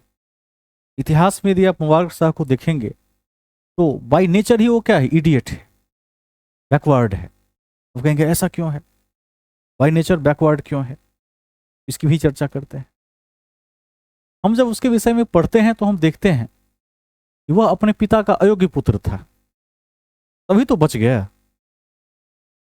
मलिक कफूर के हाथों कैसे बच गया? तो मलिक कफूर ने ही उसे बेवकूफ समझकर छोड़ दिया कि यह तो बराबरी कर नहीं सकता है, इसको क्या करेंगे, अगला गुलाम बना देंगे। लेकिन ऐसा हुआ नहीं। वह किस प्रकृति का था? इंग्लिश में एक रचना है द आर्टिस्ट, आप में से किसी ने पढ़ा हो द आर्टिस्ट? 12th की इंग्लिश में बिहार बोर्ड में भी चलती है ये कहानी। शिगा नोया ने लिखा है, जापानीज राइटर है। किसी ने पढ़ा है? और जितने लोगों ने यहाँ 12वीं पास किया है सबने पढ़ा होगा, 6ठा चैप्टर है इंग्लिश में। बिहार के तो जो बीएससीबी से पास आउट हम सबको याद होना चाहिए। फोटो जी आपने पढ़ा है आर्टिस्ट? कथा क्या है, कथा क्या है, 2 लाइन में सुना दीजिए कि सारांश क्या है उसका। साइबे नाम का एक 12 वर्ष का लड़का था, वहां से साइबे was a 12 years old boy, यहां से वो कहानी शुरू है। देखिएगा उसमें लिखा हुआ है, एक बड़ी लंबी कथा है, लेकिन साइबे की प्रकृति के बारे में उसमें दिखाया गया है आर्टिस्ट में। और इसी तरह की रचना द अर्थ लिखी है एची बेट्स ने, उसी से जुड़ एची बेट्स ने। और एची बेट्स ने बेंजी के बारे में लिखा हुआ है, बेंजी का चित्रण करता है। तो बेंजी का जो कैरेक्टर है, अब कोई ये मत पूछ दीजिएगा कि सर बेंजी का कैरेक्टर क्या है, सब पढ़ के आए हैं जो बिहार के बीएससीबी बैकग्राउंड से आए हैं। कोई हाथ ही नहीं खड़ा कर रहा है अब। अरे इंग्लिश तो सभी ने रखा होगा ना 100 नंबर का, कोई भी, एनीबॉडी जिन्होंने बिहार बोर्ड से पास किया, इंग्लिश तो उनका विषय रहा होगा। थोड़ा हिंट कर देता हूं, माता पिता को बुढ़ापे में सड़क पर लाकर छोड़ दिया था, ये हिंट है उस चैप्टर का, पढ़ा है ना? तो बेंजी का जो कैरेक्टर है उससे मिलता जुलता कैरेक्टर मुबारक शाह खिलजी का है। देखिए रेफरेंस याद रखिए, यदि आपको अपना रेफरेंस देना हो कि आपका व्यक्तित्व वर्तमान में किस चर्चित व्यक्ति से मिलता है, तो एक आध रेफरेंस तैयार रखिए। जिनको इंटरव्यू देना है कहीं पर पीसीएस में, याद तैयार रखिए। पूछ देते हैं, कई बार पूछ देते हैं कि आपका जन्मदिन इतने तारीख को है, इस तारीख में किसी महान हस्ती का जन्मदिन बताइए, तैयार करके जाना पड़ता है। 2-4 क्वेश्चन, जैसे आप किसी का नाम मान लीजिए आनंद हो, तो पूछ देंगे कि आनंद के नाम से जुड़े हुए कुछ हस्तियों के नाम बताइए, उनके बारे में आप क्या जानते हैं। जैसे एक तो विश्वनाथन आनंद हो गए, शतरंज के क्या है, माहिर खिलाड़ी हैं, 5 बार के विश्व चैंपियन रह चुके हैं। आप में से कितने लोगों को अपने नाम के अनुरूप एक चर्चित व्यक्तित्व का पता है? हाथ खड़े करें। राघव जी आप सुनाइए जल्दी, क्विकली।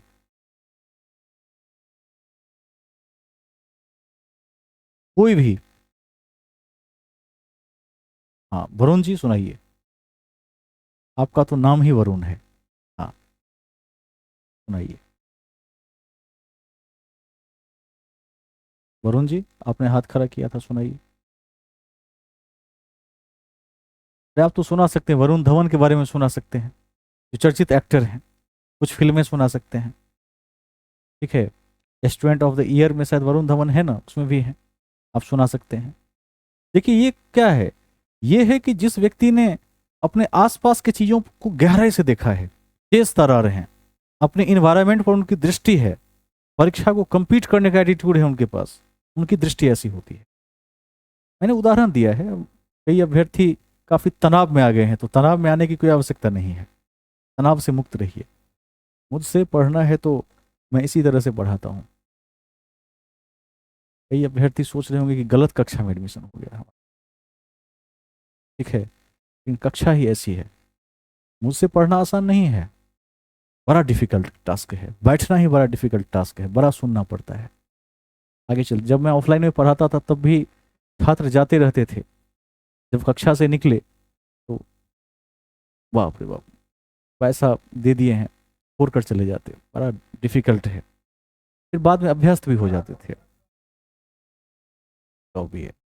फिर वही छात्र कुछ माह के बाद जब बेहतर स्थिति में होते थे तो फिर क्या होता था, सफल भी हो जाते थे।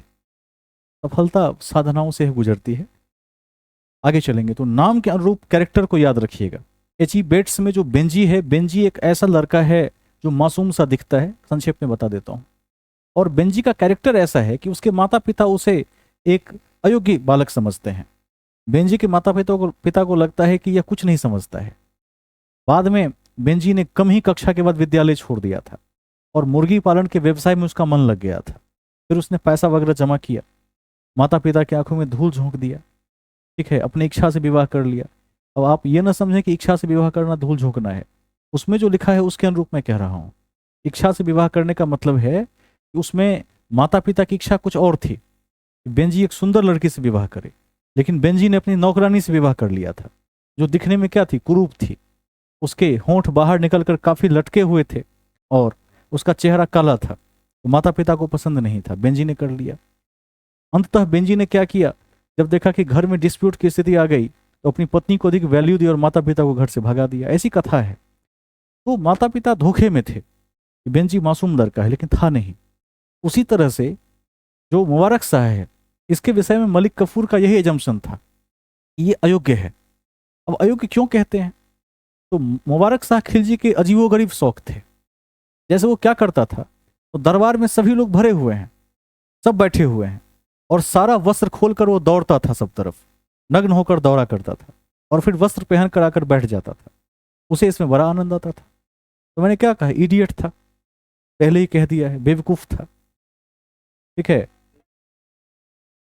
हाँ, लंपट मूर्ख भी कहा जाता है, ठीक है, ध्यान रखिएगा। तो ये ऐसा शासक था जो महामूर्ख था। इसे नग्न लोगों का संगत बड़ा पसंद था, अर्थात यदि व्यक्ति वस्त्रहीन होकर इसके साथ बैठा और वो भी भरे दरबार में, तो इसको ठीक लगता था।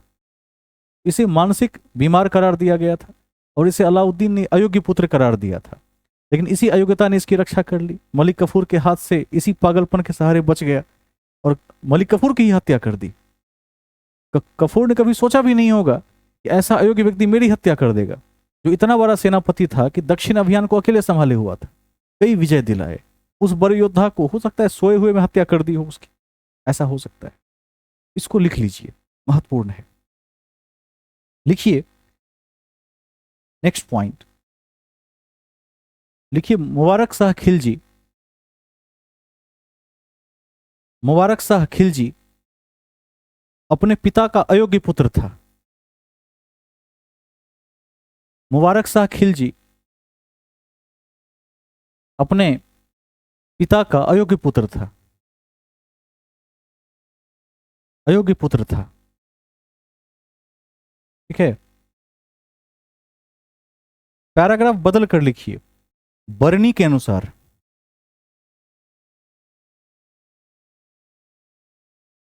बरनी के अनुसार वह कभी कभी नग्न होकर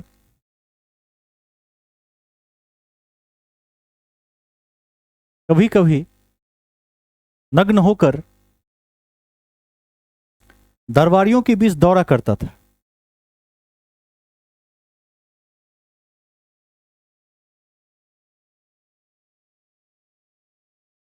ठीक है, दौड़ा करता था।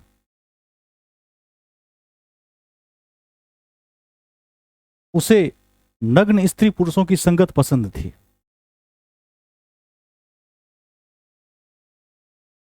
पसंद थी।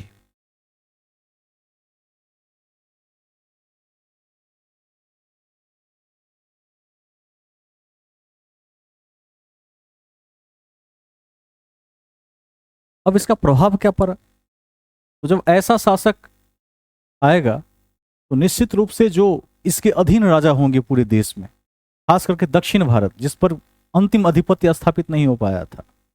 वहां के राजाओं ने इसकी अयोग्यता को देखकर अपने आप को स्वतंत्र घोषित कर दिया, इंडिपेंडेंट घोषित कर दिया। लेकिन फिर मुबारक शाह ने क्या किया? सेना के बल से उनको हराया था बाद में। खुद में तो क्षमता नहीं थी, लेकिन सेना की एक विशाल फौज थी जो अलाउद्दीन ने बनाई थी, उसके बल से फिर जीत गया। इसको भी लिख लीजिए। लिखिए, महत्वपूर्ण है कि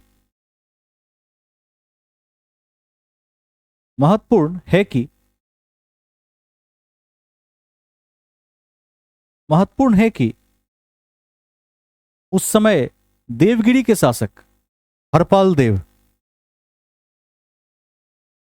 उस समय देवगिरी के शासक हरपाल देव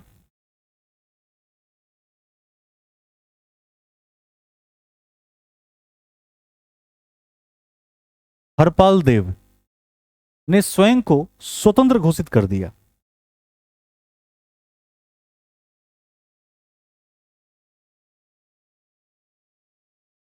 स्वतंत्र घोषित कर दिया। इस वंश में इसके पहले के राजा का नाम क्या था, जिस पर रामचंद्र देव?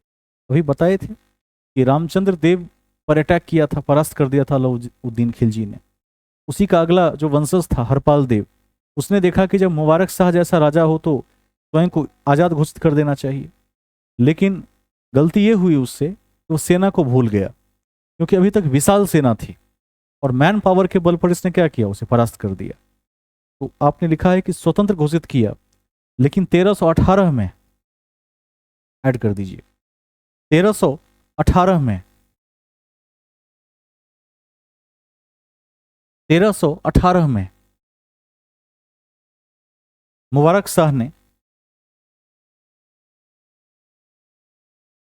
शाह ने देवगिरी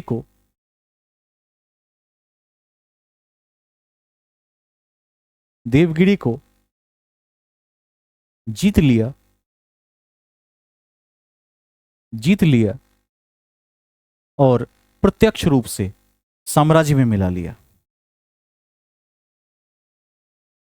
और प्रत्यक्ष रूप से साम्राज्य में मिला लिया। ठीक है। इस पॉइंट पर अलाउद्दीन के विचार अलग थे। अलाउद्दीन का विचार विपरीत इसलिए था क्योंकि वह दक्षिण अभियान को एक अभियान मानकर ही चलता था। उसे अंतिम विजय नहीं पाना था, क्योंकि दक्षिण के राजाओं को डरा धमका कर रखने से, भयभीत रखने से उसे अच्छे राजस्व की प्राप्ति हो रही थी। वह चाहता था कि शासन दक्षिण के राजाओं के पास ही छोड़ दें, उनसे केवल धन संपत्ति लिया जाए। लेकिन मुबारक शाह ने क्या किया? परास्त ही कर दिया और दक्षिण साम्राज्य को स्वयं में मिला लिया। ध्यान रखिएगा इसका। अब कालांतर में क्या हुआ? तो मुबारक शाह का एक बहुत ही विश्वास पात्र व्यक्ति था खुसरव खां। 1320 में खुसरव खां ने क्या किया? मुबारक शाह की हत्या कर दी और स्वयं राजा बन गया। इसको भी लिख लीजिए। लिखिए, 1320 ईस्वी में 1320 ईस्वी में मुबारक शाह के विश्वास पात्र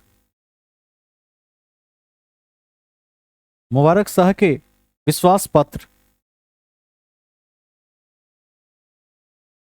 पात्र खुसरव खां ने उसकी हत्या कर दी और स्वयं को सुल्तान घोषित किया।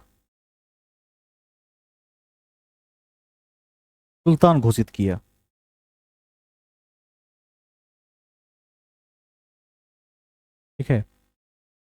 एक लाइन और ऐड कर दीजिए।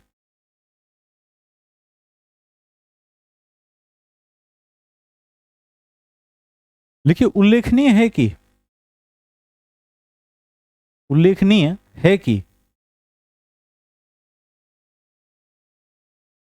है कि सीमांत क्षेत्र के सूबेदार गाजी तुगलक ने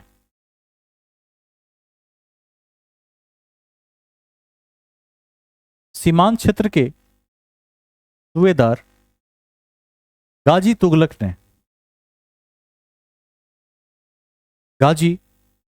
ने खुसरव की हत्या कर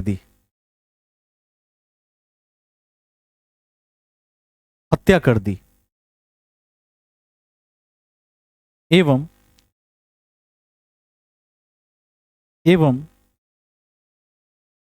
स्वयं को गाजी मलिक घोषित किया।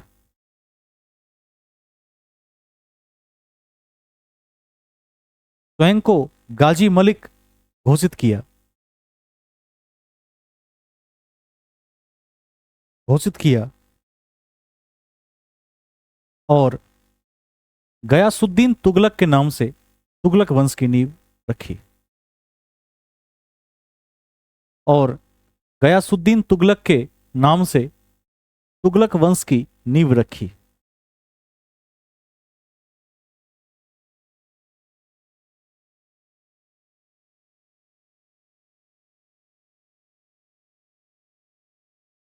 ठीक है, ध्यान रखिएगा। अब गाजी का अर्थ क्या होता है, कौन बताएंगे? तो गाजी की उपाधि धारण की जाती है, इसका अर्थ क्या होता है? नहीं, गाजी का अर्थ होता है काफिरों का शत्रु। और जो व्यक्ति इस्लाम को स्वीकार न करे अथवा जो इस्लाम से बाहर हो, उसे इस्लाम में काफिर कहा जाता है। ठीक है, पहले काफिरों से जजिया लिया जाता था, ये भी लिखवा दिए थे कि बिन कासिम ने, मोहम्मद बिन कासिम ने सबसे पहले जजिया को लागू किया, जिसे बिन तुगलक ने हटा दिया था। फिर फिरोज तुगलक ने लागू किया तो अकबर ने हटा दिया था।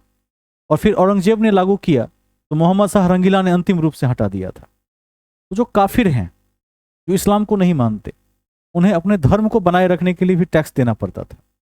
और जो गाजी है, तो गाजी का मतलब होता है काफिरों का नाशक, काफिरों का शत्रु। ठीक है, तो इसने गाजी मलिक की उपाधि धारण की, तुगलक। आज भी देखिएगा, एक मुहावरा है, तुगलकी फरमान जारी किया। क्या मतलब होता है? तुगलकी फरमान का मतलब है कि भले ही किसी की हत्या का फरमान हो, जारी कर दिया तो जारी कर दिया, उसकी हत्या होगी, उसको दंड मिलेगा, उसमें कोई संशोधन नहीं हो सकता, यह मतलब होता है। लेकिन एक शासक जो खुसरव खां है, उसको भी लिख ही लेते हैं, उसके बाद तुगलक वंश की शुरुआत करेंगे। 3-4 बातें खुसरव खां में भी लिख लेंगे, हेडिंग बनाकर लिखिए, नसीरुद्दीन खुसरो शाह, उसी का नाम था, नसीरुद्दीन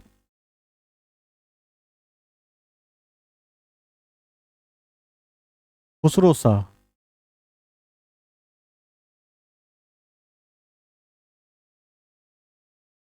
या खुसरव खां, या खुसरव खां। ठीक है, अब जो जितना कमजोर आदमी है, वह उतना बड़ा क्या होगा? हिटलर होगा। यह संसार का नियम रहा है। आप देखेंगे कि जो जितना बड़ा कमजोर, की बातें क्या होगी, उतनी बड़ी होगी। तो यह था सबसे कमजोर, आया और चला गया, 1 साल भी ना टिक सका, लेकिन स्वयं को क्या दिया? पैगंबर की उपाधि दी। पैगंबर समझते? प्रोफेट। अल्लाह ने आसमान से मुझे डायरेक्ट भेजा है, इसकी उपाधि ली। 1 साल भी नहीं चल सका। इसको लिखिए, लिखिए, अंतिम खिलजी शासक था जिसका जन्म हिंदू माता की गर्भ से हुआ था। अंतिम खिलजी शासक था जिसका जन्म हिंदू माता की गर्भ से हुआ था। गर्भ से हुआ था। ठीक है, हुआ था। इसे पैगंबर का सेनापति कहा जाता है।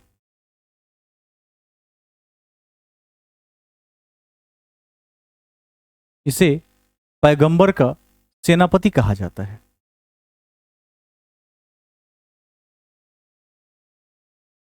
अब विनय, आप बताइए कि इसकी हत्या किसने की? जल्दी लाइव में आकर वीडियो ऑन कर लें, एक बार सामने आ जाए।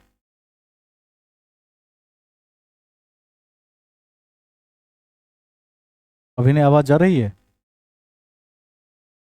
नेक्स्ट कोई भी? हाँ, गाजी। गाजी का नाम क्या पड़ा आगे चलकर? गयासुद्दीन तुगलक। इस पॉइंट को इसमें लिखवाने की आवश्यकता नहीं है, याद रख लीजिएगा। हिंदू माता की गर्भ से जन्म हुआ था, इसको भी ध्यान रख लेंगे। ठीक है। पैगंबर का सेनापति कहलाया, इसको भी ध्यान रख लीजिएगा। नेक्स्ट पॉइंट लिखिए, लिखिए नोट में, लिखिए जिया नकसवी। जिया नकसवी ऐसे पहले व्यक्ति थे, जिया नकसवी ऐसे पहले व्यक्ति थे, ऐसे पहले व्यक्ति थे जिसने जिसने संस्कृत नाटकों का फारसी अनुवाद किया। संस्कृत नाटकों का फारसी अनुवाद किया, फारसी अनुवाद किया। और इस कड़ी में कोक शास्त्र, इसका संबंध बच्चों के जन्म से है, कोक से है। कोक शास्त्र का फारसी अनुवाद किया। कोक शास्त्र का फारसी अनुवाद किया। ठीक है, फारसी अनुवाद किया। स्मरणीय है, ध्यान रखेंगे कि पहला व्यक्ति डैश था जिसने पुराणों का अध्ययन किया था और इस्लामिक व्यक्ति था, अलबरूनी था। हाँ, सही उत्तर है, इसको भी ध्यान रखिएगा। जो किसी क्षेत्र में ऐतिहासिक रूप से प्रथम हो उसको जरूर ध्यान रखना चाहिए। अब अगला जो टॉपिक होगा उसका नाम देकर छोड़ दीजिए, तुगलक वंश। तुगलक वंश। वैसे एक आध टेस्ट सीरीज रह गए हैं, अगली क्लास में उसको देखने की कोशिश करेंगे, जो अरब काल से तुर्क काल से संबंधित है। मुझे लगता है कि उसमें 30-40 प्रश्न हो सकते हैं जो आपको देखना चाहिए। अगली क्लास में कल देख लेंगे, कल उसी से शुरुआत करेंगे और गयासुद्दीन तुगलक से हम तुगलक वंश की नींव रखेंगे। मैंने पहले भी कहा था कि मध्यकाल को हम स्पीडली खींचेंगे क्योंकि इसमें डेप्थ कम और तथ्य भी थोड़े सीमित हैं। युद्धों का इतिहास है, शासन का इतिहास है, लेकिन साथ साथ कुछ सांस्कृतिक उपलब्धियों को लेकर भी चलता है। जैसे आज सीरी के बारे में हमने पढ़ा, सीरी को राजधानी किसने बनाया था। ठीक है, वेरी गुड। तो सीरी को भी आज हमने देखा। अलाई दरवाजा का, हाँ पूछिए।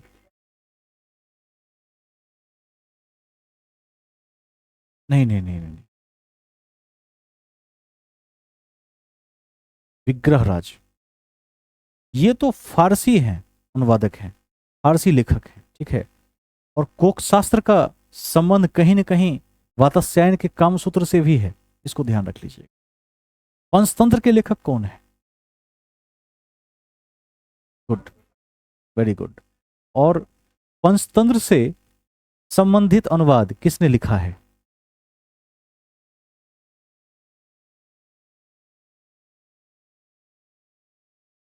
एक और लिखवाया था मैंने,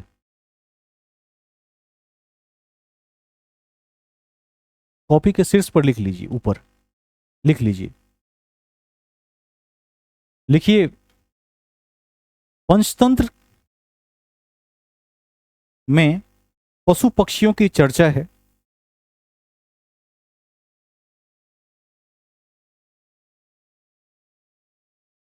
पशु पक्षियों की चर्चा है जिसका जिसका फारसी अनुवाद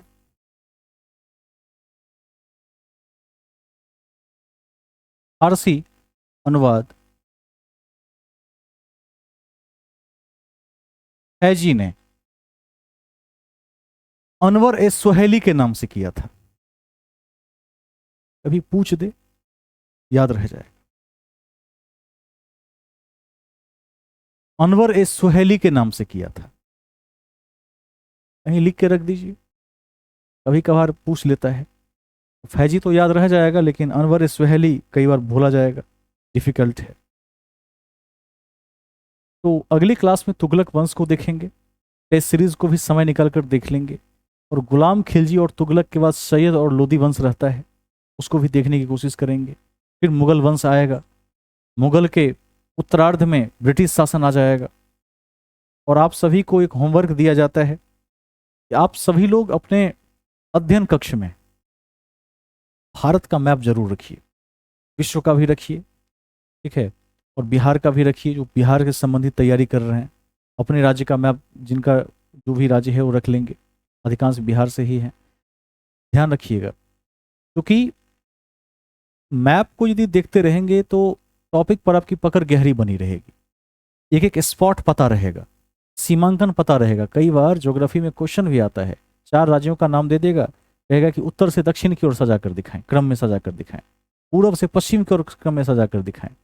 तो उसमें यदि लोकेशंस का पता रहेगा, छोटे छोटे स्थलों का पता रहेगा, आप बेशक बेहतर परफॉर्मेंस दे पाएंगे। वैसे मैं ज्योग्राफी की कक्षा में शुरू के 5 दिन मैप की ही कक्षा लेता हूँ, और लाइव में चूंकि यहाँ भी मैप रहेगा ऑन बोर्ड, और आपके हाथ में भी फिजिकल मैप होता है, और उस मैप के माध्यम से ही तैयारी करते हैं, जिसमें हम देखते हैं कि भारत एशिया महादेश का महत्वपूर्ण देश है, क्षेत्रफल के दृष्टिकोण से विश्व में 7वें नंबर पर है, रूस, कनाडा, अमेरिका, चीन, ब्राजील, ऑस्ट्रेलिया के बाद 7वां स्थान है, ये भी हम देखते हैं।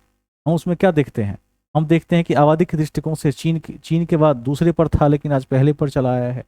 हम उस मैप में ये भी देखते हैं कि कर्क रेखा 8 राज्यों से गुजरती है, गुजरात, राजस्थान, एमपी, छत्तीसगढ़, झारखंड, पश्चिम बंगाल, त्रिपुरा और मिजोरम, ऐसे याद करना है। हम यह भी देखते हैं कि जनसंख्या के दृष्टिकोण से 2001 में जो राज्य थे उसमें कौन कौन था, तो उत्तर प्रदेश, महाराष्ट्र, पश्चिम बंगाल और बिहार। और 2011 में जब हुआ तो उत्तर प्रदेश, महाराष्ट्र, बिहार और पश्चिम बंगाल, बिहार एक रंग आगे चला आया। बिहार का वर्तमान जनसंख्या घनत्व 1106 व्यक्ति प्रति वर्ग किलोमीटर है, देश का 324 के आसपास है, इसको भी ध्यान रख लीजिएगा। आप उस कड़ी में देखेंगे कि जो तटीय राज्य हैं उसमें गुजरात, महाराष्ट्र, गोवा, कर्नाटक, केरल, तमिलनाडु, ठीक है, आंध्र प्रदेश, ओडिशा और पश्चिम बंगाल, ये तटवर्ती राज्य हैं। आप ये देखते हैं कि उत्तर से दक्षिण तक जो लंबाई है वह 3214, और पूर्व से पश्चिम तक 2933 किलोमीटर है, ठीक है, ऐसे याद करते हैं। आप उसमें देखते हैं कि भारत में 4 स्थल अवरुद्ध राज्य हैं, ठीक है, अब तो 5 हो गए हैं बढ़कर, 5 स्थल लैंडलॉक्ड स्टेट्स हैं। आप देखते हैं कि पाकिस्तान से जुड़े हुए 4 भारतीय राज्य हैं, चीन से जुड़े हुए 5 भारतीय राज्य हैं। चीन से जुड़े राज्यों का नाम कौन बताएंगे, जल्दी, क्विकली।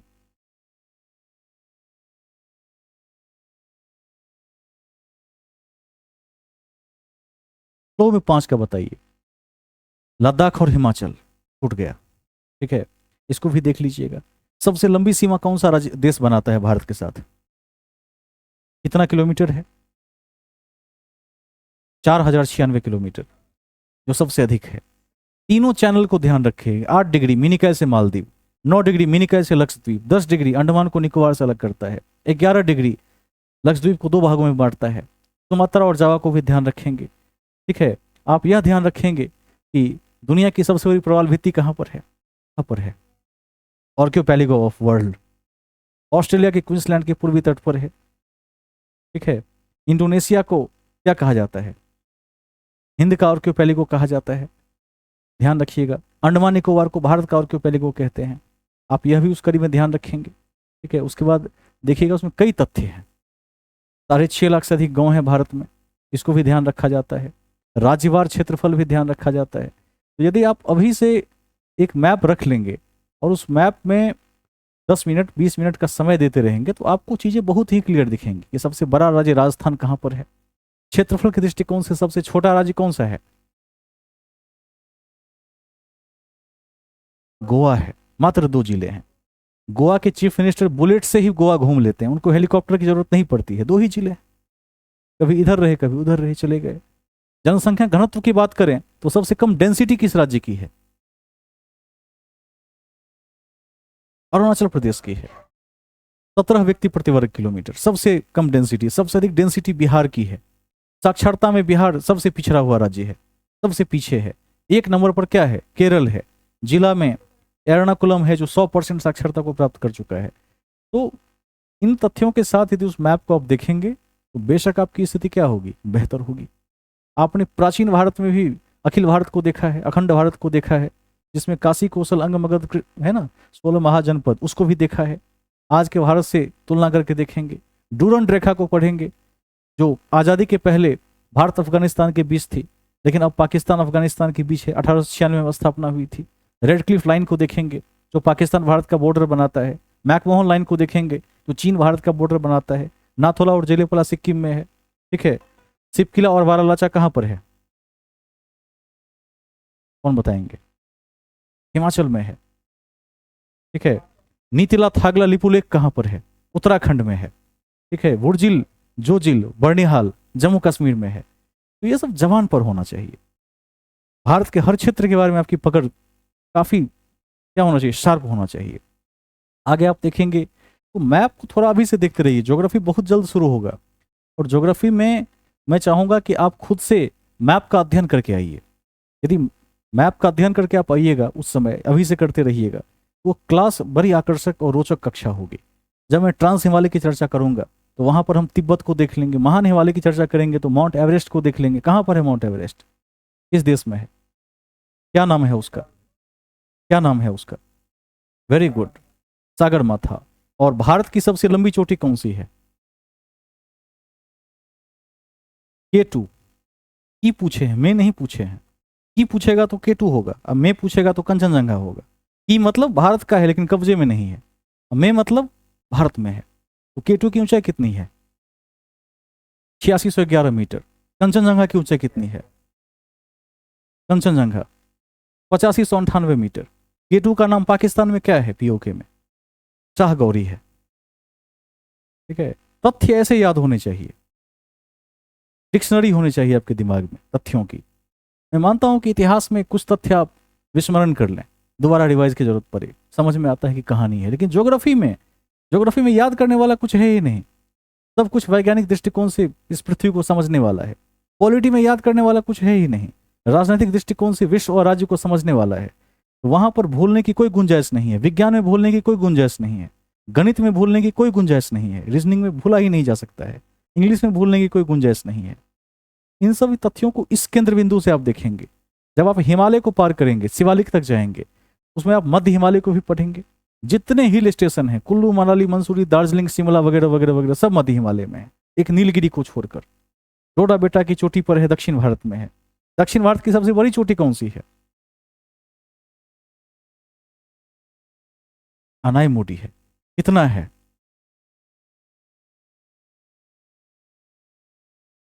नहीं याद है, 2598 के आसपास है। और दूसरा है डोडा बेटा, 2537 मीटर के आसपास है। वहीं पर मिथुन चक्रवर्ती का जन्म हुआ था, इसको नहीं भूलेंगे। ऐसे तथ्यों को याद रखिएगा तो हुई तैयारी। जब पूछा जाए ज्योग्राफी में तो मैं ऐसे पूछता हूं कि मैं कहता हूं कि पूरे, जैसे उसमें 3 खंड हैं, सामान्य भूगोल, भौतिक भूगोल, विश्व का भूगोल। मैं कहता हूं पूरा सामान्य भूगोल सुना दीजिए, और एक अभ्यर्थी का टारगेट होता है कि आधे घंटे में बिना कहीं से देखे हुए कथा की तरह सुना देगा, तब सफलता मिलती है। मैंने जैसे आपको सुनाया, ये प्रिपरेशन से हो सकता है। उसमें याद नहीं, इतिहास में तो समझ में आता है कि चलिए का शासक का नाम भूल गए, कभी आप ईस्वी भूल गए। इतिहास रिवाइज करने की चीज है। इतिहास में कोई बड़ा कंसेप्ट नहीं है, है कंसेप्ट। प्राचीन में कुछ कंसेप्ट हैं, आधुनिक में अधिक कंसेप्ट है, वहां पर मध्य में नहीं है कंसेप्ट ज्यादा। याद करने की चीज है। ईस्वी का विस्मरण किसी से भी हो सकता है, कोई छोटे मोटे टॉपिक भूल सकता है, मानवीय प्रकृति है, भूलना मानव का सामान्य स्वभाव है। लेकिन ज्योग्राफी में याद करना है। आपको उसमें दिखाएंगे, यहां पर बोर्ड में 3D में दिखा देंगे कि देखिए कि शिवालिक क्या होता है, इसको हिमालय का चरण क्यों कहते हैं, मध्य हिमालय में हिल स्टेशन ही वहीं पर क्यों है, क्योंकि जलवायु उसके अनुकूल है। ट्रांस हिमालय और महान हिमालय में क्या फर्क होता है, पठार की ऊंचाई कितनी होती है,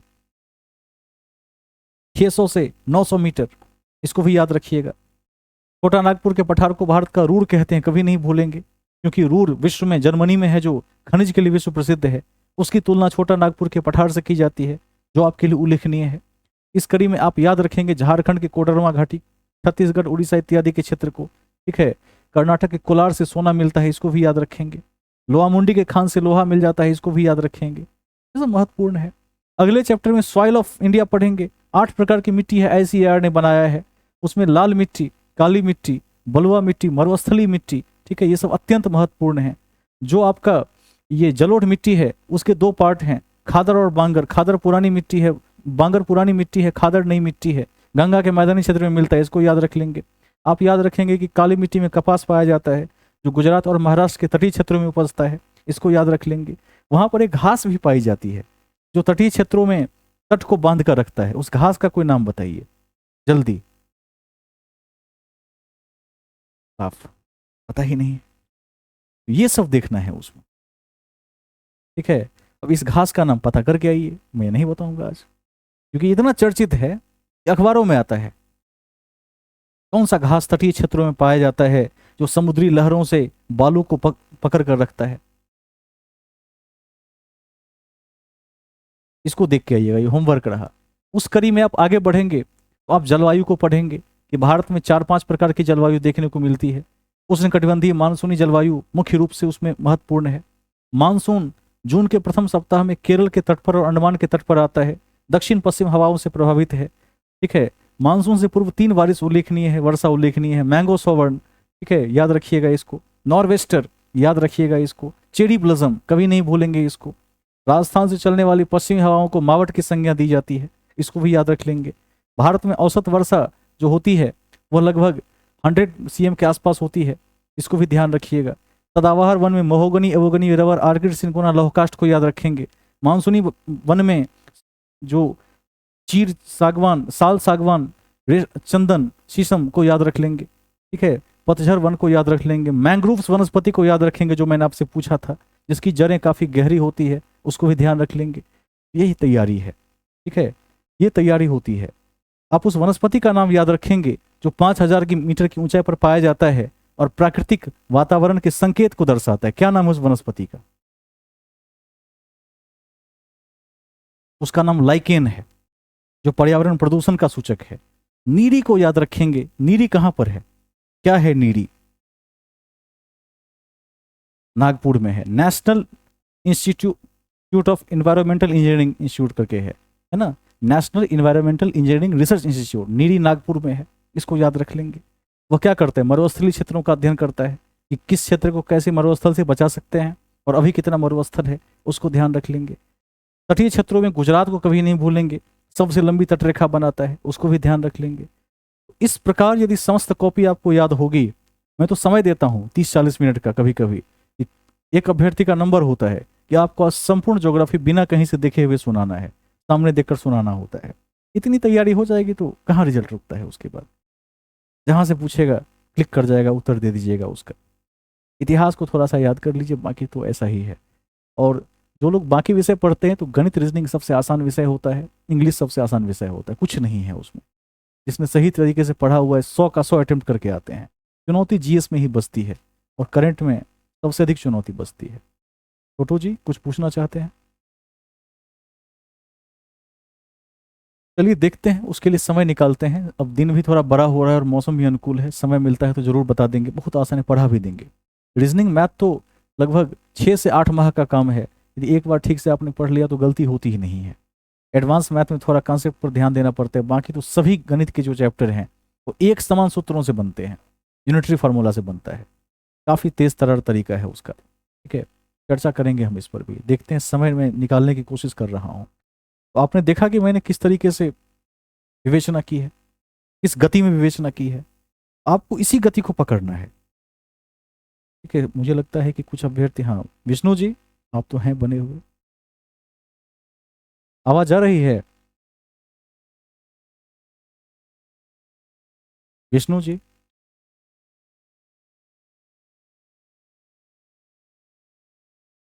वरुण कुमार जी, आपने सुना जो मैंने कहा? इससे क्या समझ आया? इससे क्या समझा आपने? क्या करना है कल से? डूब जाना है। किसमें? पानी में नहीं डूबना है, अध्ययन के सागर में डूब जाना है और ज्ञान का पानी पीकर ऊपर लौटना है उसमें। 1 साल की तैयारी बना लीजिए, जिस परीक्षा में बैठेंगे वहाँ रिजल्ट आ जाएगा। मैं कभी आपको अपने रिजल्टों का इतिहास दिखाऊंगा, मैंने सभी रिजल्ट सेव करके रखे हुए हैं, और हर सेक्टर का रिजल्ट है सरकारी परीक्षाओं में। कभी इसी पर ला देंगे सब पीडीएफ, आप देख सकते हैं। तैयारी होगी तो क्या होगा, समस्त परीक्षाओं में आपका शानदार रिजल्ट होगा, चमकता हुआ रहेगा वो रिजल्ट। और नहीं होगी तो क्या होगा, हर परीक्षा में कुछ अंक से बाहर हो जाएंगे। यही सार तत्व है, इसको ध्यान रखेंगे। मैं उम्मीद करता हूं कि आपने आज काफी कुछ समझा होगा। कई बार तो मैं ऐसे भी प्रश्न पूछता हूं कि मूल अधिकार सुनाइए, अब सारा मूल अधिकार सुनाना है पॉलिटी में, 12 से लेकर 35 तक। कोई है जिसको याद हो तो पुरस्कार दिया जाएगा। अभी A to Z सुनाना है। हाथ खड़े करें। 12 से 35 की पूरी व्याख्या चाहिए, एक एक में क्या है सब बताना है। ऐसे पूछते हैं। क्या है, 12 में राज्य की परिभाषा है, 13 और 14 में उसकी सामान्य विवेचना है, 14 में क्या है, विधि के समक्ष समानता है, 15 में क्या है, जाति धर्म लिंग स्थान इत्यादि के आधार पर समानता है, SC ST महिला और बच्चों को अलग रखा गया है। ठीक है। 17 में क्या है, 17 में अवसर की समानता है, SC ST महिला OBC को आरक्षण प्राप्त है। 18 में क्या है, 17 में क्या है, अस्पृश्यता का अंत कर दिया गया है। 18 में, वेरी गुड, 18 में उपाधियों का अंत कर दिया गया है। 19 से 22 तक स्वतंत्रता का अधिकार है। 19 1A में मीडिया को आज़ादी मिली है देश में, किसी से भी प्रश्न पूछ सकती है। 19 में 6 प्रकार की आज़ादी है। 20 में क्या है, 2 सिद्धि के संदर्भ में संरक्षण है। 21 में प्राण जीवन और दैहिक स्वतंत्रता का अधिकार है। 22 में क्या है, निवारक और निरोध की दशाओं में संरक्षण है। 23 में क्या है, 23 में क्या है, वेरी गुड, बाल श्रम निषेध है। 24 में क्या है, 23 में है बेगार श्रम का अंत कर दिया गया, ध्यान रखिएगा। 24 में है वो, 24 में है बाल श्रम प्रतिषेध है। 25 से 28 में धार्मिक अधिकार है। 25 में है किसी भी धर्म को मान लीजिए, आजादी है। 26 में क्या है, धार्मिक प्रबंधन की आजादी है। 27 में क्या है, धर्म पर कोई टैक्स नहीं लगेगा। 28 में क्या है, जो माइनॉरिटी हैं, मुस्लिम हैं, सिख हैं, ईसाई हैं, जो कम आबादी वाले हैं, उनको अपने धार्मिक संस्थान को खोलने की आजादी है 25 से 28 में। 29 और 30 में अल्पसंख्यकों की शिक्षा और संस्कृति का अधिकार है, इंस्टीट्यूट बना सकते हैं, धर्म को मान सकते हैं। 31 अब नहीं रहा, संपत्ति का अधिकार था, समाप्त हो गया। पहले मूल अधिकार था, अब एक वैधानिक अधिकार, विधिक अधिकार है। इसको हटा दिया किसने, 44वें संशोधन 1978 के आलोक में मोरारजी देसाई ने हटा दिया, और उस अधिकार को हटाकर कानूनी अधिकार कर दिया कि अब आपके पास जो पैसा है व्हाइट तभी है जब आपने इनकम टैक्स दिया है और कमाया है। 32 में क्या है, संवैधानिक उपचारों का अधिकार है। जैसे भीमराव अंबेडकर ने संविधान की आत्मा कही, वैसे संविधान की आत्मा प्रस्तावना को कही जाती है। 5 खंड हैं, परमादेश, हैबस कॉर्पस, मैंडमस, ठीक है, सिसर ट्री। इस सब को थोड़ा देखते रहिए। कल आपका टास्क सिर्फ मैप को देखना है। कल से मैंने बस आपको एक लाइन लेंथ दिखाया है कि कहाँ बॉलिंग करना है, किस लाइन लेंथ पर दौड़ना है, ये दिखा दिया है। विकेट आपके सामने है, ठीक है, और बल्लेबाज कौन है, परीक्षा है, होल्ड कर देना है उसे। कक्षा की मैं समाप्ति की घोषणा करता हूँ। अगली कक्षा कर लेंगे और तुगलक वंश से हम कक्षा की शुरुआत करेंगे। सभी को शुभ रात्रि। आप लोगों का काफ़ी आज टॉर्चर हुआ है, तो ठीक है, आपको विश्राम विश्राम करने की आज़ादी दी जाती है। चलिए, शुभ रात्रि।